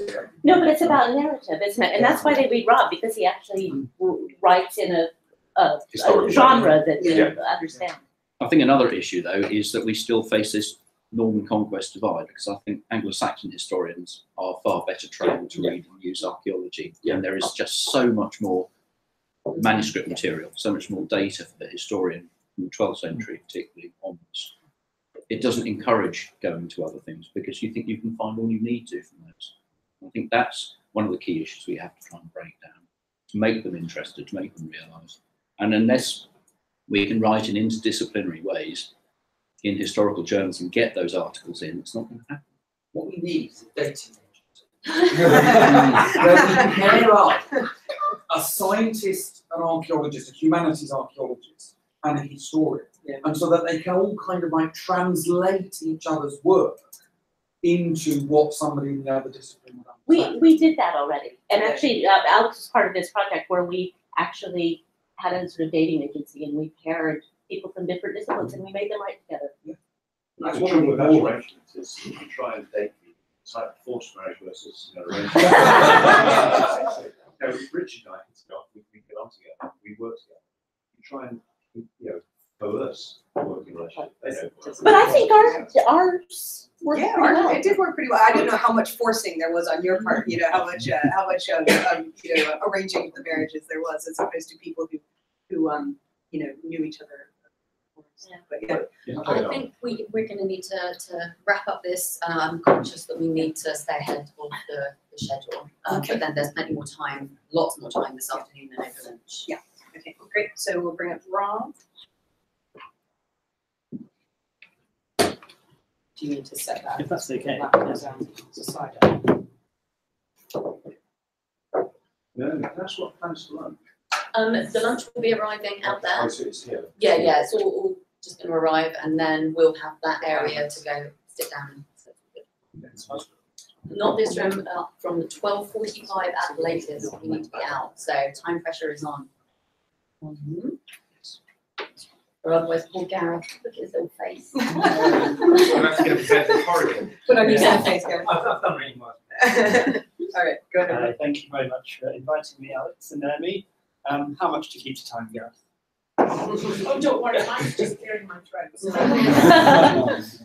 So as we said, I'm not a professor. I don't have a big multi-funded project to present to you, and I do have a rather niche analysis of one particular object type.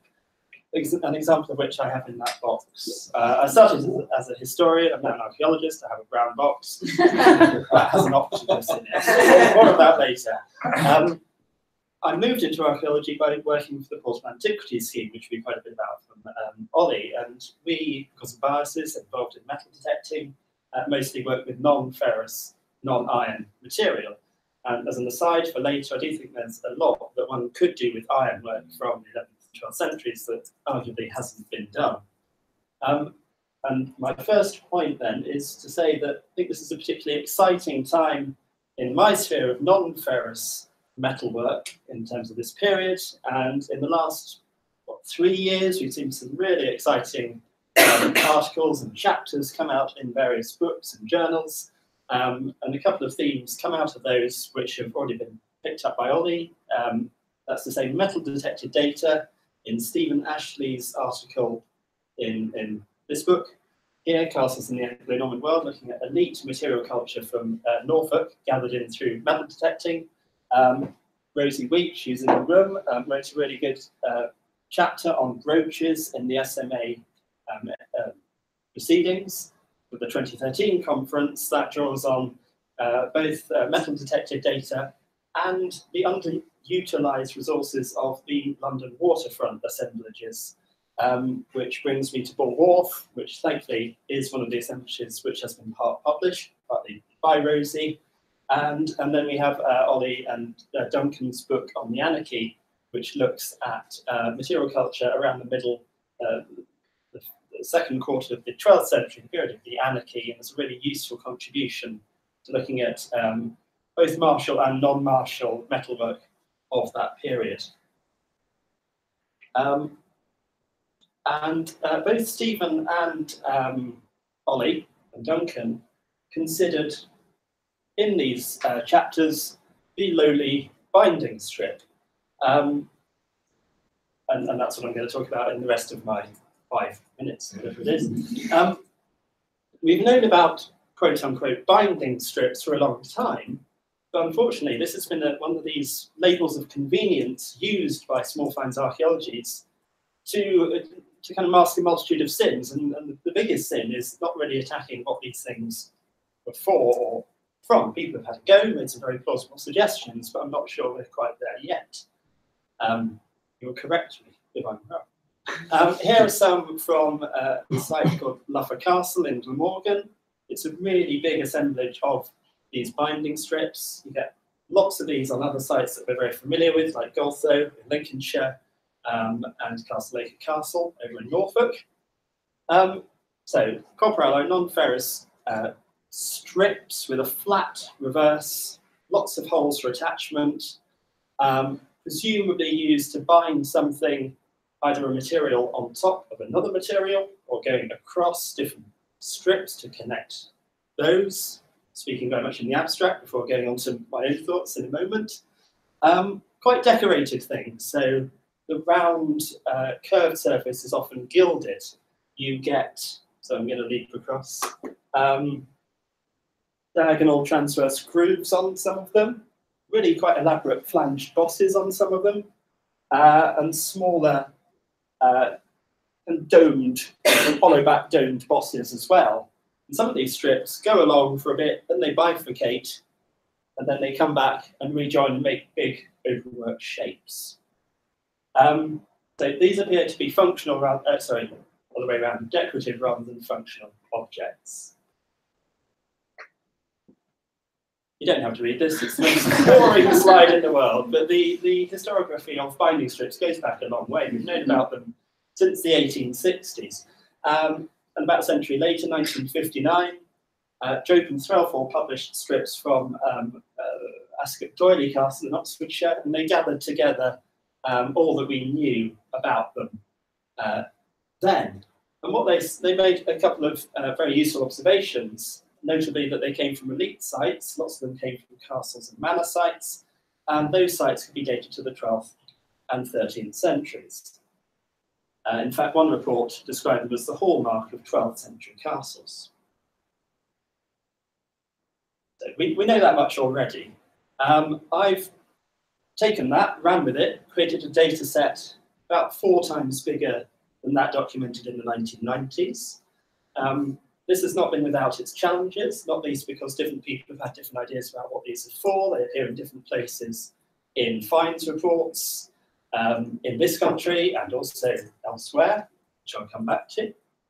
And they appear in different places, partly because people have identified them as something else, and I go along and I, dare I, re-identify them as binding strips. Now, a major element of my work was to pursue continental parallels for these objects, which we saw from Luffer. In 1959, Jope and Threlfall cited a few strips from the Hustenup castle in Germany. I've taken us beyond Germany to France, to Switzerland, to Belgium, to the Netherlands. These are coming up across this whole area of Europe, and not to ignore the Republic of Ireland as well. And I think this was only made possible, talking about the themes of today, due to collaboration with continental colleagues who were pulling these out for me from the various places which they'd sifted down into in their reports. Please ignore the numbers, these are from an old publication. So, armed with my data set, I wanted to explore those 2 axioms that people had come up with to do with binding strips. Firstly, that they are elite objects from elite sites. Very briefly, they do seem to be. Here we have castles, all the way from the top, right the way around to here. Urban, and the PAS data, which is really small. in this pie chart, if you compare this to any of the other object types I'm studying, this is hugely small.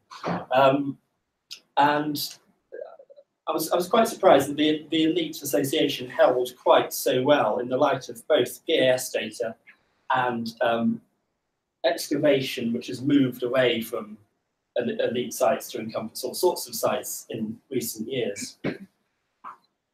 I used my data set to look at the dating, this 12th, 13th century dating, a little bit more in depth, not complicated. It's an aggregated set of deposit dates presented as a balanced average chart. And I think this serves to refine our sense of the 12th to 13th century dating commonly given for binding strips. There are many problems with this sort of thing, not least when you get a change of century, you get a big peak or a notable peak.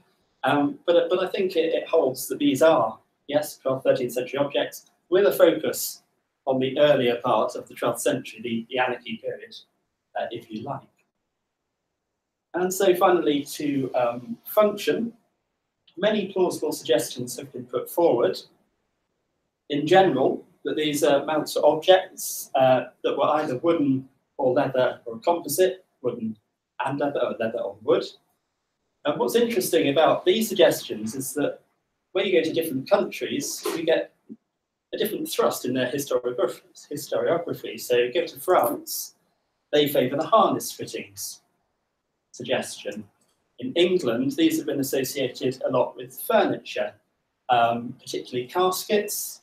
There's some circumstantial evidence from Goltho for these mounts being mounted onto caskets. But even in Ollie's book, I quote that the function is still open to debate. So let's debate it.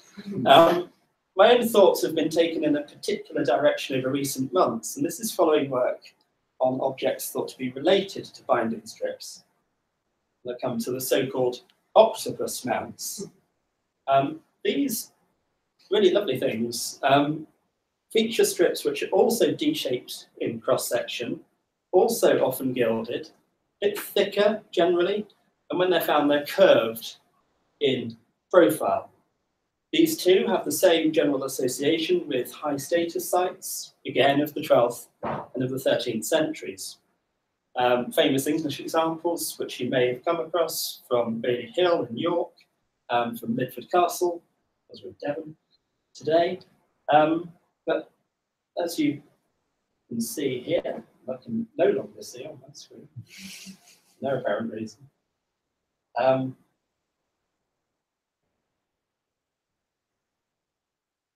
don't know whether Alex can help with that. I've been collating potential parallels from the continent, so the motte at Odin there, and the motte at Beauvais in Picardy in the top right. In terms of these octopus mounts, continental colleagues have been a bit more committal than their English counterparts about their function, and suggest that they are decorative bosses from shields or openwork covers for shield bosses. Bearing this in mind, one can, cautiously of course, turn to iconography. And that's what I've been doing most recently, working alongside correspondents from the Netherlands.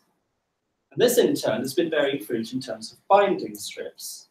I would argue we've got two famous examples of probable octopus mounts. On the left, the grave cover of Geoffrey of Plantagenet. Here I've rather crudely picked out the octopus in yellow, and coming out from it, binding strips and hints of binding strips also in yellow. And this a representation from the Chronicle of Otto von Freising. What I'm seeing is an octopus mount there. You can share many other examples, not least the Charité sur Loire Psalter in the centre, which again I've massacred in yellow for your benefit. And though I'm sure it doesn't account for all binding strips, armed with a new emphasis towards kite-shaped shields, often of the mid-12th century flattened top sort, I would suggest that we now have a new starting point for recasting the dating evidence and contextual associations that have been posited for a long time. Right, end, just keep to time.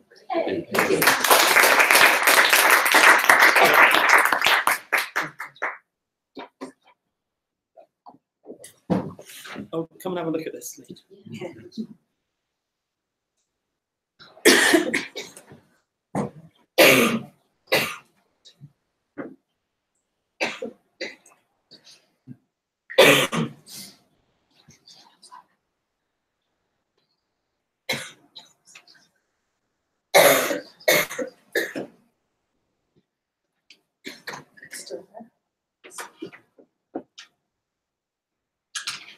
The image that you have there, first of all, I'm an archaeometallurgist by training. Seeing as there is no work in that area, which is so unbelievably niche, I actually do archaeomaterials now, so I look at glass, and the majority of the materials I look at is post-medieval glass from glassworks. But luckily enough, I'm able to come back into what I love through my PhD at York. This is a really beautiful example of a late Saxon weld line, which is something that I've studied for a long time. But again, this is destructive method. What we're talking about today is X-ray fluorescence, the non-destructive method, which most people prefer to use for metalwork nowadays. The difficulty is that to really understand metal, you have to cut it up. And as we all know, people don't like you cutting up their stuff. In terms of technology, there are two options. This option here runs on nitrogen. It has liquid nitrogen that you pour into it to make sure that it stays cool. And most of the time, it gives fairly good bulk data. Again, you have to use maybe 5, maybe 6 analyses across the piece of material that you're looking at, and then have a mean average. The portable I've never been keen on. It's very good for glass. Most of them have no vacuum, and therefore they can't look at the trace elements. But again, it's proved a useful tool. It's something that I'm going to spend the next 3-4 months working with at Fort Cumberland, where I'm doing all my analysis for my PhD. So I may like it after all, but I'm not sure. So what is XRF good for? Absolutely something. So glass, metal, and ceramics. I say vitrified ceramics, but a lot of the material that I see tends to be of glass, and that works really well because it's homogeneous material. So you can pick up trace elements quite easily. You can pick up things like the wood ash from medieval glass.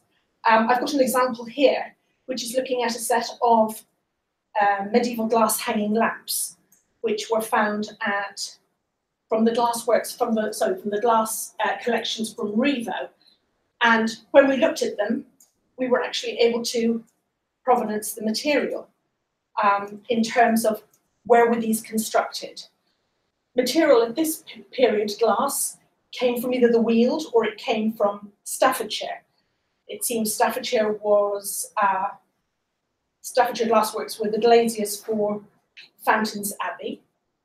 But for these, it seems that they too came from Staffordshire. One of the awful problems here is you can see from that one there at the bottom, you have this weathering and you have lamination. The top one, again, you have patination. And that's the hard part to work through. So with these, yes, I was able to analyze them, but I ended up cutting pieces out and putting them in cold setting resin and working it that way. So again, there are lots of difficulties. The technique is great for surface applications, for looking at tinning, for looking at gilding, and of course, enameling. I think with the cabinet version, you were able to use it on vacuum. So therefore, you're able to get your trace elements. But the difficulty is it depends on the material that you have. So we had some beautiful beads from Constantinople. I think they were Viking beads, and they were put in an XRF, and somebody put vacuum on, and there was and those beads came out in very beautiful milky color. So you have to be careful. As a metallurgist, first and foremost, the best data that you get comes from sectioning material. This image I love because it's a Viking knife. You have high carbon steel here, you have a phosphoric knife back, and you have an accordion weld. So they were superb at their welding, which is one of their top skills. And this is basically a piece of metal that has not only been worked back and front, but on both sides. So that's given that beautiful, beautiful accordion structure. In terms of materials, the difficulty is with corrosion in particular. Because XRF only penetrates between 10 to 30 microns, you do get very much surface. Corrosion on these products can be anything up to 100 microns. So you have to find an area on the example that you can clean, but without affecting the surface. So it's quite a complicated thing to do, because that's going to change the chemistry that comes up. Alternatives. Optical microscopy. I mean, again, you're going to have to sample and look under a microscope, but it's easy, it's reasonably cost effective. X-raying iron objects is fantastic because you're going to see your weld lines. Metallography, there are so few of us who actually do metallography nowadays. It's a dying art. And it's something that I'd love to see reintroduced to scientific courses. But again, it's something that's very much for research. It's not something that you would do for larger commercial projects, which is what I work on most of the time. The thing I love more than anything else, scanning electron microscopy. I spent 6 months with one and was totally spoiled, and went to it for every type of analysis, and glass, the whole lot, totally gilding the lily, but it works really well. ICP-MS, again, that's great for materials, but again, we're talking about destruction. So what do we have? We have XRF for the moment. Where I try and focus most of my work is looking at production waste. Production waste gives you the most information about an object. If you can tie production waste to an object, that's fantastic. But if you can tie it to a site, that's just as good. You'll get the raw materials before they've been manipulated by heat. So my focus is very much on that. Crucible evidence I absolutely adore, but the interaction between crucible and material affects the composition.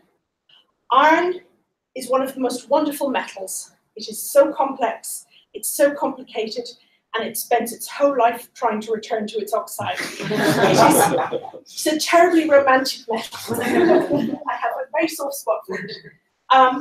But again, people look at the iron slag and they say, how fantastic is this? We brought you some slag.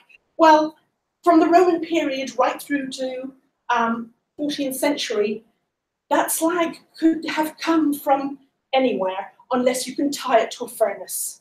So it's something that I tend to leave to those who are really slag orientated. And where are we now for the 11th and 12th century? I found this rather disappointing. It's not a period that I know very well. I tend to kind of kick in around 14th century, then go into post-medieval, or I'm Roman, late antique, and a little bit of Viking. So this was something quite new to me. And it's because we don't have the materials. There are very few analyses for this period, and I'm really surprised. I thought it was just me being, not very competent, so I went and asked the powers that be, and no, there aren't that many examples. So it's definitely a niche, another niche, that we could expand upon. So, XRF is fantastic. It has its It has its pluses and it has its minuses. You can bring it on site if you need to look at something quickly and cost efficiently. But at the end of the day, I don't think it gives enough information. I think we can get information in other ways. I think the problems that we have is that a lot of the metallurgy is not securely dated. And therefore, to look at sites where we have production waste is probably the best way of seeing what is being used. And that's it. Thank you.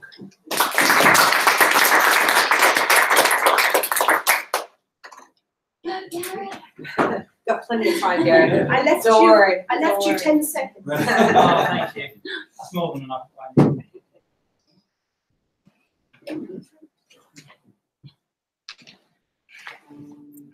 Are you looking for Norman's in? I probably am. Yeah, looking for Norman's. Kind of appropriate, wouldn't it? Norman's in conference. There we go. That's okay. Make sure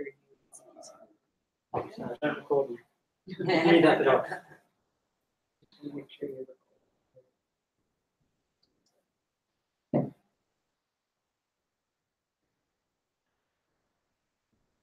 Yeah, Spot York.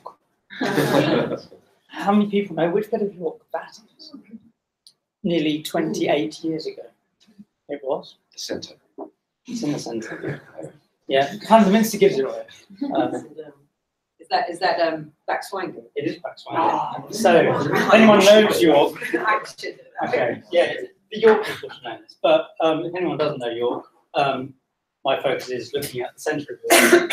And I'm trying to get my head out of castles, because I'll plug my current project at the moment, which is also looking at unpublished excavation data, which is Sheffield castles. My head is full of castles, but I'm trying to drag myself back to looking at towns. So the talk I want to do today is thinking about research that actually came out of a PhD done at the University of York. And Alex kind of said this would be good for this conference. So my PhD was looking at a longue durée approach to unpublished excavation data. Originally, my PhD was meant to go the other way. It wasn't meant to be looking for Normans at all. But once I found the Normans, I couldn't stop looking for them. So I kind of got started with Normans. So I want to kind of, through this talk, kind of think about looking for Normans in the urban landscape, some of the issues and concerns, touch on the methodologies then, and some of the evidence I got by taking a more integrated approach to using unpublished excavation data from grey literature, and even back, as I said, this from the 1980s. So how that helps us think about Normans and how the kind of questions that then raises about how we understand urban landscapes, urban development in the 11th and 12th century. Oh, my slide doesn't appear. Why does that not work? My slide looks completely different on my screen. Weird. But you can see, it's good. Digital humanities. Yeah. PowerPoint. Yeah, it kind of works. It's squished. Anyway, so thinking about the Normans then. So the material impact, I couldn't think of a good picture, and I sort of had to have capture pictures, so I'm Lego Norman Knight is the best I can. But what is the impact of Normans on the urban landscape? So some urban centres are well studied, we kind of expect the Normans, so London, the boroughs like Southampton, Norwich, etc., that have kind of a known French presence, are well studied, there's archaeological evidence to kind of support it. There are distinctions like Ben's work, Southampton, showing the distinctions between pottery cultures of French and the English boroughs. The recent work that was published from the Millennium Excavations in Norwich, which I worked on many years ago, that's been published as well and shows kind of the development of the northern boroughs.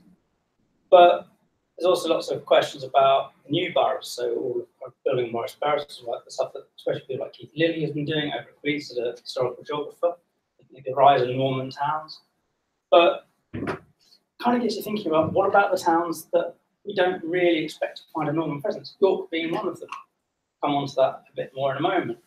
But we don't really think of York or other kind of older, well-established former Roman towns as having, shall we say, a Norman presence. But that doesn't mean that they're not there. So, questions I was kind of thinking about. So, we kind of have to go back to thinking about, well, what is the potential then of exploring archaeological archives? Well, one of the problems with modern commercial archaeology, if you do a look through the AGS Grey Literature Library, you'll find that the 11th and 12th centuries is largely missing from a lot of more recent reports. And the reason for that is that we don't often get down to those levels. the 11th and 12th centuries in the town is often a long way down. I think in 10 years of working for York Archaeological Trust, the number of sites that found 11th and 12th century deposits you can count on one hand. Of those deposits that we did find, they're normally keyholes or small little interventions, which means trying to understand the pattern of how that intervention that has found something that's 11th century fits into the bigger urban picture can't really be explored. We can't get our heads around it. If we go back into the archives, depth restrictions weren't so much of a problem. You know, digging a 3 metre deep hole with no shoring, hey, it's fine. Whereas now it's like you get below 1.20 meters and it's health and safety night. You can't do anything with it. So if we go back, we've got the potential to get those bigger, larger, deeper holes that tell us potentially something about the 11th and 12th century. Often we're not looking for it because, you know, medieval is brown squidge. We don't worry about that. We want big solid walls of the Romans. You know, we don't want the bit in between the Romans and everything else. But it doesn't mean that it's not hiding in there somewhere. We also have to think about kind of a methodology, because if we're looking at in the past, we're dealing with archives that maybe not quite as conducive to being looked at by modern techniques, shall we say. We also have to think about the material culture. So this is where interdisciplinarity comes in. It's not just a matter of looking in the archive. You need to think about the people you need to help you look at that archive, to interpret it, to bring out the material culture, to bring out all the kind of nuances of the data set. So I kind of took it down right over its spatial data and its material culture data. To try to understand the impact of Normans in the town, you need to think about it from a perspective of bigger landscapes. You can't just look at a tiny trench in the ground. You need to look at that trench in the context of where it is and how it then relates to the wider urban landscape. So that means bringing in lots of different sources, so ordnance survey maps, other historical mappings, archaeological site plans, documentary records, looking at the whole range of the material culture from upholstery, tile, domestic waste, industry, and anything else you can think of. And then the challenge is then, once you've kind of thought about all these things, how do you integrate, how do you draw all that data together to try to tell a different story, to challenge established or embedded ideas about urban development? So that's kind of the question. That's kind of sets the scene for it. So my PhD focused on those red streets, so smack in the core of medieval York. Now, this area had quite a lot of redevelopment. That photograph, as I said, was 1988. So a lot of kind of slummy buildings were demolished, lots of other buildings were cleared through, which opened up a whole range of excavations that were done by, luckily, one unit, York Archaeological Trust. And so my PhD was collaborative with them because they got something out of it. They got their archive looked at, I got something out of it, and I got a PhD. Yay, everyone won. So within that, of course, I was looking at it from a long career as a field archaeologist. I was looking at it from kind of the excavation records. Luckily, the trust lent me all their find specialists, but we didn't get to look at all of the finds because it was just beyond the PhD. So we looked materially at the upholstery, the tile, and the small finds. So a lot of the stuff that I think would be really exciting, I didn't know we have it, with the animal bone, which we didn't get looked at, unfortunately, but that's another story. But it allowed us to raise those questions of chronology. So we were able to actually pin it down. I said I wasn't looking for it. My PhD was originally meant to go 1,000 years the other way. It was meant to be from conquest to post-medieval, looking at this quarter, but the archaeology wasn't there. And then I started to look at the other way, and I've actually found there's more archaeology looking backwards into the 11th century and earlier, so my PhD kind of shifted backwards in time. But that raised interesting questions. So to develop a methodology, I use GIS. So if you take lots of disparate holes from unpolished excavations and you digitize every single deposit, you end up with this. So this is 1,000 years of York's archaeology in however many trenches that is. But the idea of using GIS is that it's not just a means of making a map. GIS I think of as a database that has the benefit of allowing you to spit a map out at the end. So into the GIS, we digitized, or I digitized, give myself credit. I digitized all of the archaeological deposits, created the Excel databases of all the artifacts, attached it to the deposit sequences within this, and you could run analysis. You could run questions about looking at dating, material types, artifacts. You could start to isolate out periods of activity from an excavation. This was excavations that were carried out over 4 years, from about 1988 through to about 1992, over this big chunk of York. And that raises some raised questions. Things you can start to look spatially, you can start to look depth, you can start to ask all sorts of questions about distribution of material culture, you can ask all sorts of questions, then spit maps out. They didn't always have that many deposits on it. I'll show you kind of what you can spit out at the end.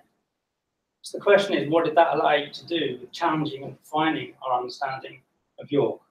I'm going to massively generalise, but the established method or model of York's urban development is basically Anglians turn up, Minster inside the fortress, Wick brings someone outside the settlement.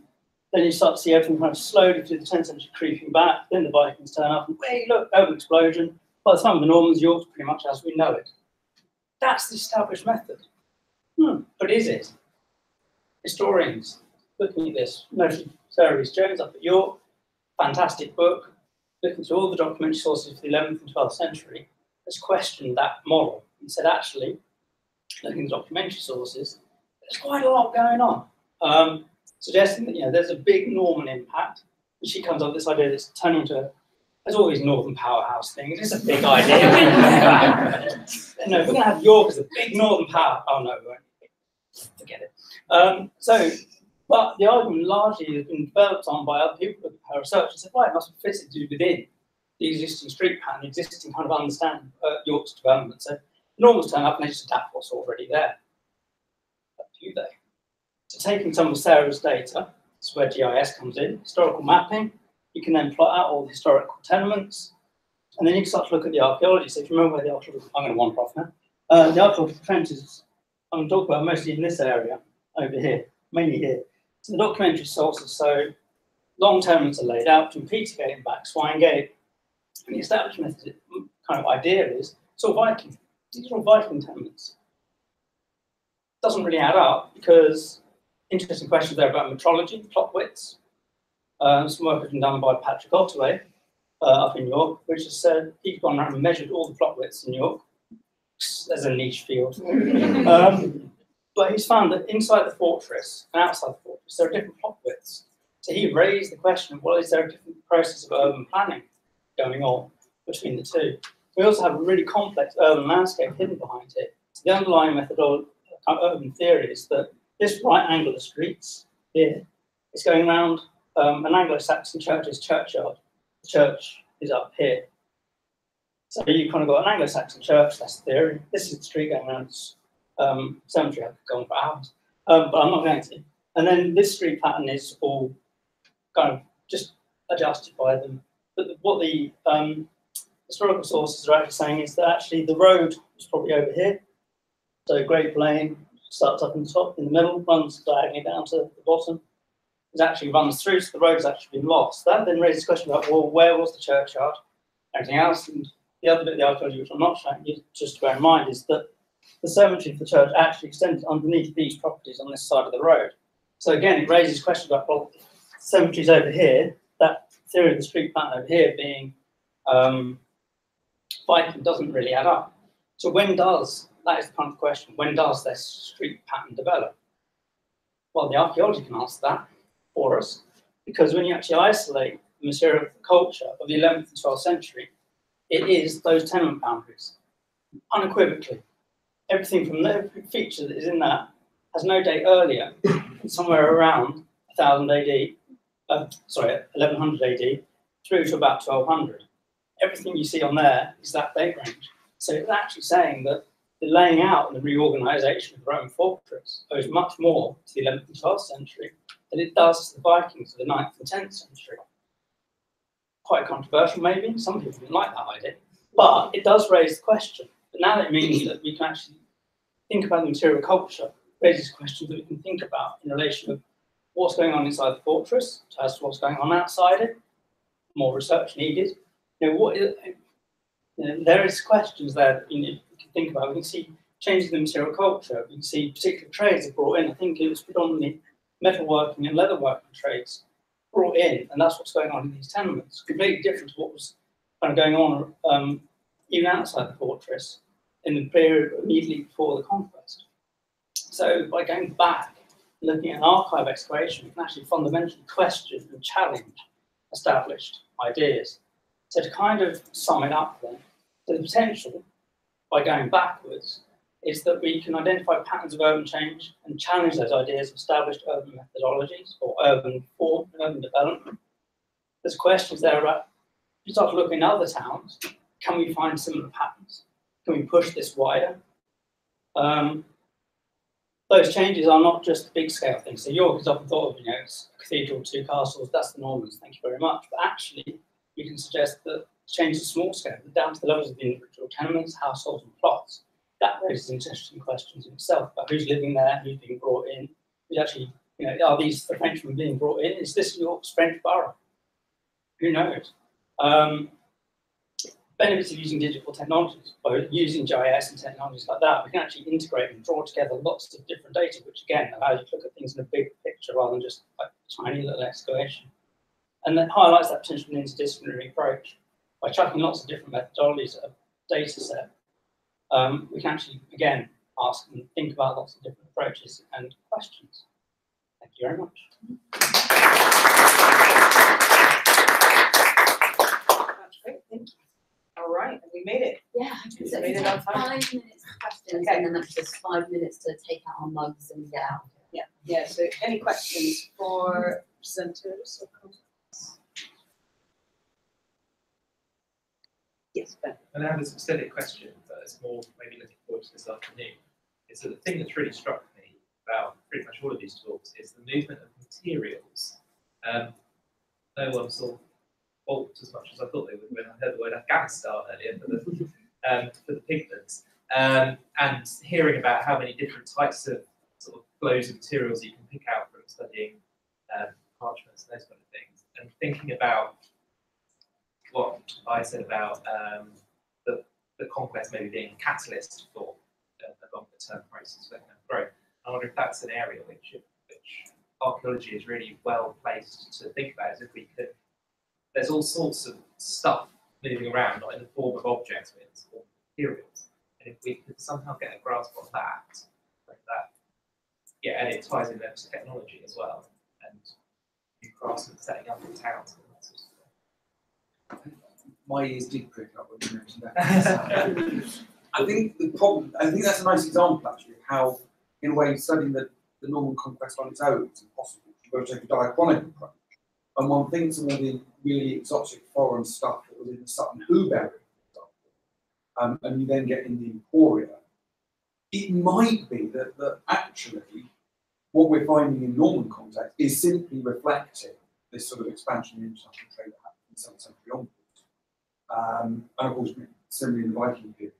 Or is there then a dip, right, after sort of the Viking period?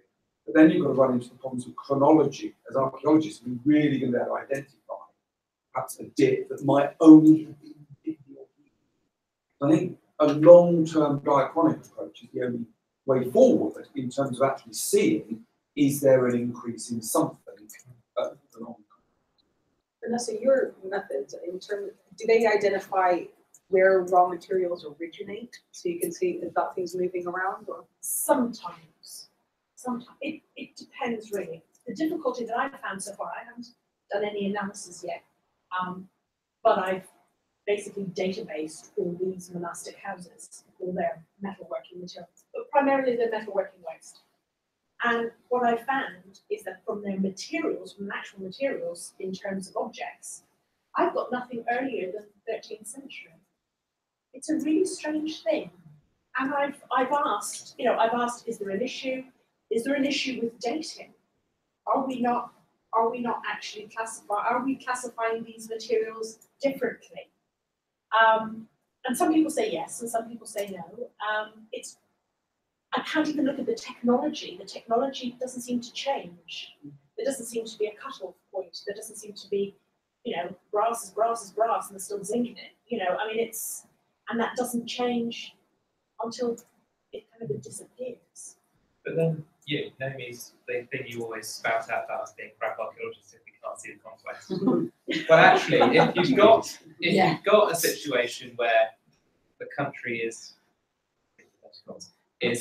within these long-term international networks of people, ideas, resources, technologies moving around, you wouldn't necessarily expect to see a change at all, because actually all you're seeing is some other people who do the same sort of things coming over and telling them to carry on doing the same sort of things, but give them the money. It's very much the way of making iron that stays the same process all the way right up until, we still got water power bloomeries. And, as one person said to me once, nothing changes from the Industrial Revolution. It's that sort of, attitude. It doesn't seem to change. Trades seem to change. In fact, the issues with copper that you have. But everything else seems to continue. There doesn't seem to be a marked difference. I think that's, but it's a period I don't see. I think we're going to take ourselves. Okay, great. Thank you for all the speakers this morning, bro.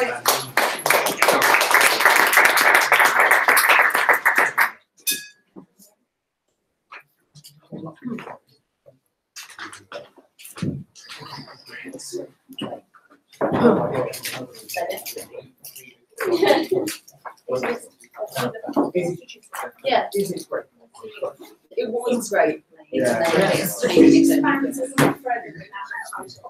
Yeah, that is it. I love it. I'm all for re-explaining.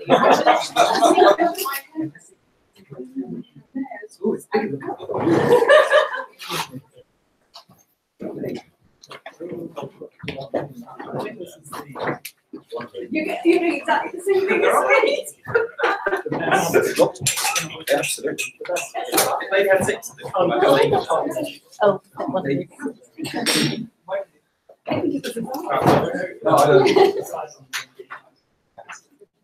So we get to shut this down then.